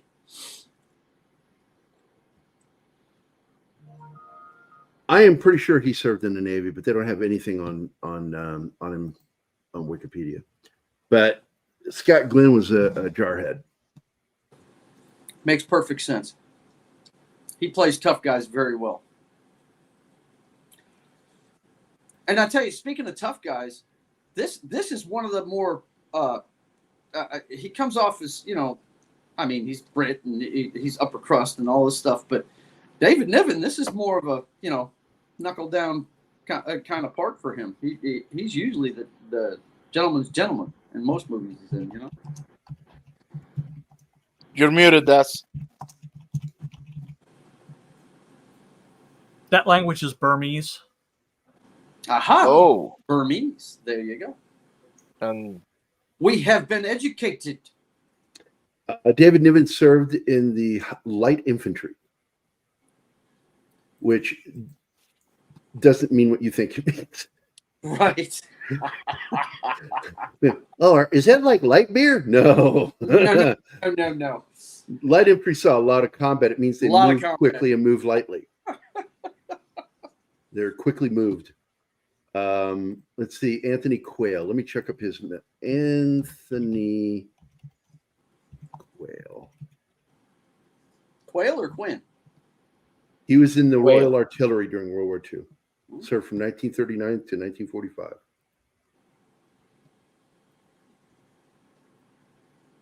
And like I said, Gregory Peck was 4F, so he never served. And Anthony Quinn didn't have to because he wasn't an American citizen. Although I know it didn't stop a lot of people. In fact, especially once serving in the United States military became a fast track to becoming an American citizen. Yeah. A lot of people immediately joined. Dieter Dingler. Silly name. He really is. It's a courageous motherfucker if you ever see him. He was America's first POW in Vietnam and the only Vietnam military person to escape being a POW. Really? Escaped a Vietnamese? You can see the movie. It's called Rescue Dawn with Christian Bale and Steve Zahn. We talked about it on this show Huh. Yeah. a while back. It's one of my favorite films ever made. Low budget, very independent film, but he pulled it's. Look, when you say certain directors' names, I go, great director. Mhm. But when you say Werner Herzog's name, I'm like, amazing director, amazing filmmaker, a guy that could survive working with Klaus Kinski. And he even made a documentary, My Worst, or was it My Best Fiend or My Worst Fiend? Is the documentary about his working relationship with Klaus Kinski. That man was insane, deranged, not just crazy. He was deranged. You know, I think Nastasia Kinski was kind of glad she didn't develop a relationship with him because he was fucking out of his mind. And you can see it in his performance. My Best Fiend. Thank you, Stephen. That is a great documentary. I need to find a copy of that so you can watch that. I don't know. She hates his German accent. Well, I love his accent. I love the way he speaks. I like his meter, the way he speaks, and how he is very, very dry when he's delivering lines. And I love that. It's all very matter of fact when he speaks. And when he's playing a role, look at him when he plays the. I think he's Imperial officer in The Mandalorian, season 1. He is the best part of that. He really is. I loved his character, and I'm just such a big fan. One of my favorite episodes ever of Rick and Morty is where they go to the alternate universe because of the TV thing, because he's trying to watch alternate universe TV shows. And they end up in a situation where Gerry's got to donate his penis because it's the only thing that matches the heart of this alien creature. Yes. Leave it to Rick and Morty. Yeah. We can watch that today. That is like a fucking great episode. Oh my God. Do I want to watch that? Yes, it's fucking hilarious. But Werner Herzog, when he gives his UN type speech, was so fucking funny. This is the link to the show where we discussed Rescue Dawn, in case you want to go back and watch it. Okay. Oh, by the way, that Burmese translation is just wow. For real? I'm not even sure that's a real account. I love stories like this, Teague. I really do. My grandfather left Cuba 5 years before World War II. He joined our Navy and became an American citizen in Plymouth, England, after some convoy duty. Took part in Operation Overlord. Very cool. That is really fucking cool. Yep. That is cool. Yeah, man. Yeah, all the men in my family served. And the men before my siblings all served in war. The only brother of mine that served in war was my brother Stephen. He served in Vietnam as a Marine. He was such a fuck up. He was RTO, radio transmission operator. Oh, here comes a good story. And all three of my uncles. Yep. And he was near the middle of the file of soldiers that are walking over a dike. You know how narrow those are. And he's walking through the dike with a rice paddy. And he stumbled and fell off into the rice paddy. And he couldn't get out of the water. He was drowning. And his face first in this thing with the radio and his gear just fucking couldn't get out. He would try to push up. He couldn't push up. It's just mud. And he couldn't get out. And he kept looking through the corner of his eye trying to see if someone was going to help him. It was like nobody even noticed him. They were going to let him drown because he was that useless. And it changed him. It changed him. He learned, do your fucking job. Stop fucking around. And because the last guy is the one who pulled him out. Wow. He needed that lesson. All three of my uncles served in Vietnam. My oldest uncle Bobby was an engineer. Middle uncle Paul was a combat medic, just like you. And my youngest uncle Phil was infantry. Just went and saw them last month in Maine. That's awesome. They're still alive, that is. I'm the only other one that served because I served in the Gulf War, the first Gulf War. Mm-hmm. But I didn't do anything. I made the guys in my unit laugh. That was my main function. Keep them in a good mood. Take care of them. That was it. There you go. Because Zoe asked me, "What'd you do in the war, Dad?" I made people laugh. I may as well have been their own personal USO show.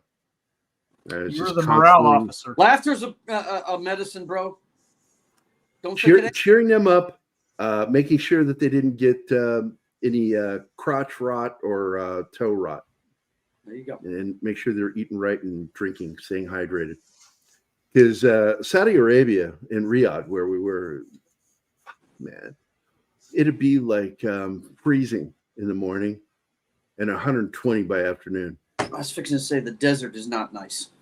Because there was no cloud coverage to keep the heat, so it just dissipated right back. Dissipates at night, and then the sun cooks you during the day. Yep. And the thing that really sucks is you have to wear your summer BDUs, because your BDUs, you have two sets of uniforms, or ACUs, doesn't matter when you serve. You have two sets. You have those for winter and you have those for summer. Mm-hmm. And you want to wear your summer uniform in the morning, but you can't, because they know it's going to be 100, 120 degrees by afternoon. So, and you would just bake if you wore the winter uniform, which is heavier. It's heavier material. But a lot of people don't know this. You can't launder your uniforms the same way you launder regular clothes. You have to wash it. You can't take it to commercial laundry. And you can't put certain things that are with it, like fabric softener. Do not do that. Because do you wash there them? is with regular just soap, basic, laundry soap. And the reason why is because there's a material in the material that makes your signature smaller on radar. Yeah, there's a liner in it that's and you can damage it. Like if you send it to a launderer, especially dry cleaning, you are never allowed to use dry cleaning in the military, ever. If you send it out to be laundered, it has to have the simple instructions: just use laundry detergent, no other chemicals. That he's talking about your combat uniforms. You send even your dress uniform. Really? Even your dress uniform, you're told not to send that one out to the dry cleaners because it can damage the material. The way they're made. There's no anti-radar shit in your dress uniform, but just simply we're told never use dry cleaning on that either. Yeah. That if you're going to have it done, you have to have it done by a professional launderer. Do not try to wash it yourself. Do not try to wash it yourself. I ruined my first set of Class A's. Did I ever tell you that, Joe? No. I didn't know that. I didn't wipe all the Brasso off the back of one of my pins. And it got Brasso on the lapel and ruined it, Brian. Ruined. Throw it out. No good. That was $120 I had to pay for. It looks like a rust ring. Ouch. Yeah, you can't get rid of it. Stains out. You could actually go today. You could go to Army Surplus and get those Class A uniforms pretty cheap. Back in 1990, 93, they were expensive. They were expensive. I had to pay $120 just for a new suit jacket or uniform top. The only time I wore dress blues, they were issued to me for my last posting was the Presidio of San Francisco, and I couldn't do police work, so they put me in with a bunch of guys straight out of basic, and I had been in 3 years. Couldn't do any police work. What were you, a shitty cop? No, they don't. When I had 3 months left. I was a good cop. They actually had to fly me from one post to another at one point for a case. But look, with 90 days before you PCS or muster out, in term of service, they don't want you doing police work because they may have to. You may have to show up in court. They had to fly me from Johnson Island back to Hood for a case after I'd already changed postings. But they put me in with a bunch of infantry guys, and we were doing military funerals up and down the West Coast, 2 and 3 a day. And now just so people know, PCS is when you're transitioning to another unit or permanent change of change. Yep. Mm-hmm. Like if he was ending his service, that's called ETS. ETS. Yep. In term of service. In term of service. I think that's why they sent me to the Presidio, because I was in the Pacific already. They knew I was getting out. I think they sent me there because Oakland Separation Base, which is where everybody in the Pacific Theater musters out, it was right across the bay. So now I'm going to tell you something interesting. My ETS is, in fact, my entire enlistment started and ended on my birthday. Really? Wow. May 19th, 1990 to May 19th, 1998. And the reason why, and I've told the story, is that I got a notice right before my birthday in the mail and it came through, and I saw it, and I thought, oh my God, am I getting what do you call it when IRS Drafted. Yeah. no, I thought I was audited. I just gone through an audit. It was a nightmare. Oh. And I'm like, oh my God, it's middle of the year. Like, it's too late in the year for taxes. Oh my God, I'm in trouble again. And I opened it up, and it's like, oh, wait, no, it says here I no longer have to update selective services. I'm too old to be drafted at 26. And I sat there with John, Patrick's brother, and because the two brothers were like two of my best friends at the time. Mm-hmm. And John's like, oh, so you can't be drafted? I said, you don't understand. I just assumed that a war would break out and I'd get drafted and I'd serve. I'm like, now they can't draft me? So they did a stripe. He goes, is this a bad thing? I don't understand. I said, yeah, I was assumed I'd serve.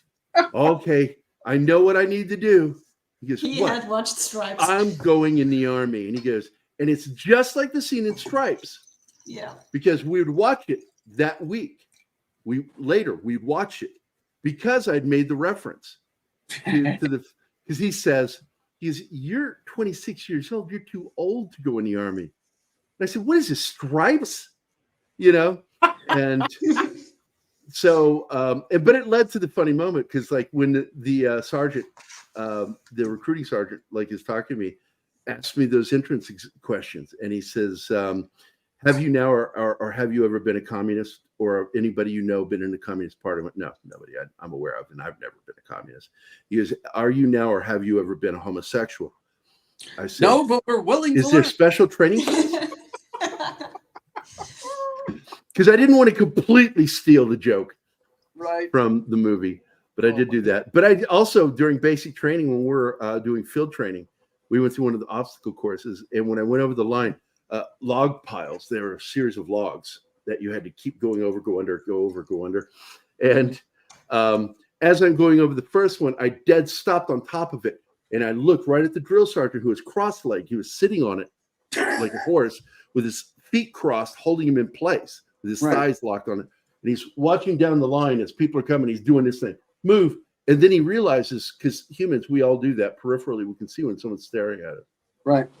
And he realizes I'm staring at him. And so he turned and looked at me. And I immediately just quickly said, "This is nothing like Stripes." And then I kept going. And I could hear him giggling as I went away to continue the obstacle course, because he got the joke. Man. Nothing like Stripes. I joined the last day of the summer of my senior year, August 31st of 83. Yeah. And I actually got out 2 months early because of the Graham-Rudman bill. Remember, they were trying to save money on the military back then, and they had a deal where if you took it, you would get out 2 months early. You just forfeit in the pay for those 2 months. And so I got out in June, the last day of June of 86. God damn. Well, the whole point of what I was talking about, by the way, is that I joined on my birthday. I swore in on my birthday. That's cool. Why my ETS was my birthday. Can't forget that. That's cool. So I got the gift of joining the Army that I gave to my country, and then they gave me a gift back on my birthday 8 years later. So, but anyway. Let me ask you something. I've never asked you this. Did you want to do a full career, do 20? I considered it, and I regret that I didn't. I do too. I wish I hadn't gone into art, and I had just been a soldier, and I could have done art on the side. Mm-hmm. I wanted to serve my country. I loved serving it. It was the proudest thing for me. But when I gave it up, I gave it up for a specific reason. And it was the right thing to do. It was my child, mm-hmm. and my wife didn't want to be a mother.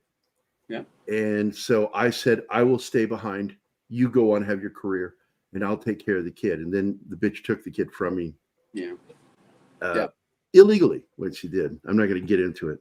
I was going to, but Johnson Island, I had heard through the grapevine, if you didn't mess somebody up that year or didn't mess yourself up, didn't lose your mind or anything, through PLDC.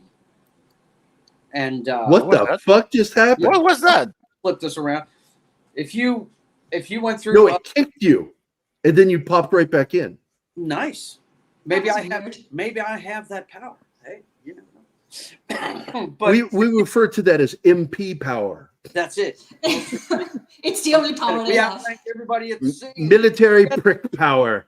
That's it. Excuse me. They But only get that one. You got a really wet cough. You okay? yeah, I'm fine. I've had sinus problems ever It's a since I came rattle. back You've got a from rattle. Maine. Make sure I've you don't. I've Did you had get your sinus pneumonia injection? back from Maine. Huh?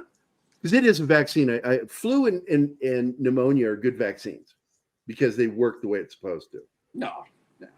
It's sinuses, sinus drainage. First thing in the morning, kind of thing. Just so you know, during the Middle Ages, do you know what the greatest killer of life was? No idea. Pneumonia. Oh yeah. I can imagine that. It was the greatest killer of the elderly in particular. But I had heard through the grapevine that if I stayed and became an NCO, I was going back to that island eventually. I was like, nah, once is enough. Thank you. You kicked me off the planet once. It's not happening again. No. I've had my fill. Yep. Well, in the immortal words, Stop that! It's silly. we are going to go now. It's the end of the show. So I want to thank everybody for sticking around. We had a few people leave because they got bored with the military talk. What the show's about, I think, isn't it? It's because they probably heard everything already. Yeah. So I don't mind it when people leave at the end. It's like, yeah, I get it. But it's been a blast talking about this flick and talking about Force 10 again. I can hardly wait to see it, go through it next week. It's going to be a lot of fun. I know I'm that, excited for Force 10. yep, a few of our friends have very special requests. If there are military films that you want us to watch, Penny, any of you guys, Go let get a us hold know. of me and let me know what the film is, and I'll see if it's something that I can squeeze in. Because we will be watching Midway as a request. Yeah, that show And is set when up we already. did Battle of Britain, we did that by request.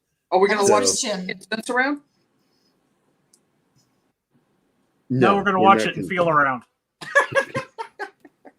I like that one, John. So, but we're out of here for this week. We'll see you next week with a new episode talking about Force 10 from Navarone, the direct sequel that took them over 10 years. I think it was 12 years total, wasn't it? Something like that. This film was shot in 61. We did Hamburger Hill. Admiral. Yeah. We already did Hamburger Hill. Yep. Yeah, if you look through our videos, you'll find it. And I think Don was on that episode talking about Yes, he Vietnam. was. Yes. Yeah. How is Don? Busy. He's doing really well. I called him before the show so we could talk. I told him I'd call him after the show too. So I'll give him a call here shortly. And because we have a show this evening, Dark Matters. Thanks, Admiral T. Glad you could watch. Please get hold of Keith. I connected you two. So he has some great ideas about Star Trek and what could save Star Trek. Great ideas. Well, of And course he they're is- going to be great. He's got Commodore Decker from the greatest Star Trek episode ever as his avatar. Of course he does. Putting Well, Keith in Admiral T, charge, yeah. that would save it. Yeah, Admiral You T, think I don't know that? right? Dude, it's the greatest Star Trek episode ever. I'm sorry. For those of you that don't know what I just said, that is a line from Decker, Commodore Decker, when he Oopsie. says, "And then I beamed everyone down to the planet, but the planet's been destroyed. Don't you think I know that?" That's it. Fuck, he deserved the Emmy for that fucking role. They were, but not anymore. Yeah, he was freaking out, man. That is a great episode. If you've never seen Doomsday Machine, watch it. It is fantastic. Yeah, Keith really needs to. Keith is, look, there's a reason why. And Anima was just talking with me about this, of why we're such good friends, because we will just sit there. He comes here for the cookout, okay? What was that, yesterday or Saturday? Saturday. He came over for the cookout. And Scott got a little irritated because all he was wanting to do is hang out with me and talk movie trivia. That's what we did for like almost 45 minutes. And Scott goes, "I know he's your friend, but I'd like to have a little Keith time too." I'm like, "I'm sorry, dude. Yeah, He went back out there, but that's what we do. We start talking about Star Trek, problems with film, but the great things about film, when movies are great, shit like that. That's key to me on an average day. And we've done so many shows that never got aired over a phone, Right. for 3 hours. And I'll get mad and I'll go, we should have recorded this. Yeah, well, another thing that Keith is doing is we meet in the studio half an hour before the show, and he starts the show before Starts we doing the live. show. And I'm like, stop it. Save it for Yeah. the camera. We're always for calling God's him sake. out on that. Like, Keith, I we're do. I already call doing him the out on it show. all the time. Oh, me too. Because he's so into it. So, but anyway, guys, thanks for being here. We'll see you next Monday. And of course, tomorrow is one of my favorite films, The New Centurions by Joseph Wamba. The Chief is going to be doing that tomorrow. Chief is back. This is a great Hell film. yeah. It is the first real film by Joseph Wamba where he talks about life on the street as a man in blue. Yeah. How Anything rough with it is. Wamba's name on it. Yeah, Wamba was the shit, and Patrick feels the same way because we talked about it. Because as much as I love Jack Webb, Jack was never a cop. Joseph Wamba was in the shit. Yes, he was. In the streets as a cop. And when he writes it, man, it just rings of truth. Mm-hmm. And I love that about his films. He also did one that became a TV series called The Blue Knight with William Holden.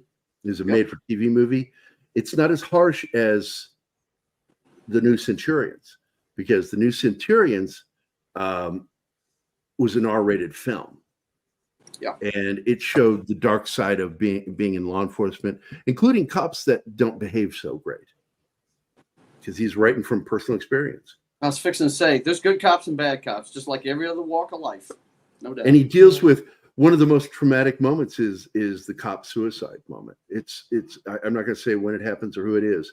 It's just, it broke me the first time I saw that. And I remember crying because the actor is one of my favorite actors of all time. No. I'm like, he's coming back. He's not really dead. No, his character was gone. Happens far too often. I saw enough in the military police corps to know I didn't want to be a civilian cop when I got out. They deal with humanity on their lowest level, and it's. Well, you look at the movie The Presidio. Have you seen that one? Yeah, I've seen it. All the main characters in that are MPs. Yeah. Hey. And Sean Connery's character is the highest ranked MP Yes, as the provost marshal. He is the Tim has a request. Oh wait, no. I have something special for Tim. Hold on. Here it is. Because I forgot all about this, Tim, and I meant to do it. By what name are you known? There are some who call me Tim. Oh, Tim? nice. Yeah, if only there was this thing you could do on YouTube and go back to the beginning of something. Hey, Tim, do you have any real suggestions for a film that you might like us to do? Put it in the chat. But don't wait for us because this is the end.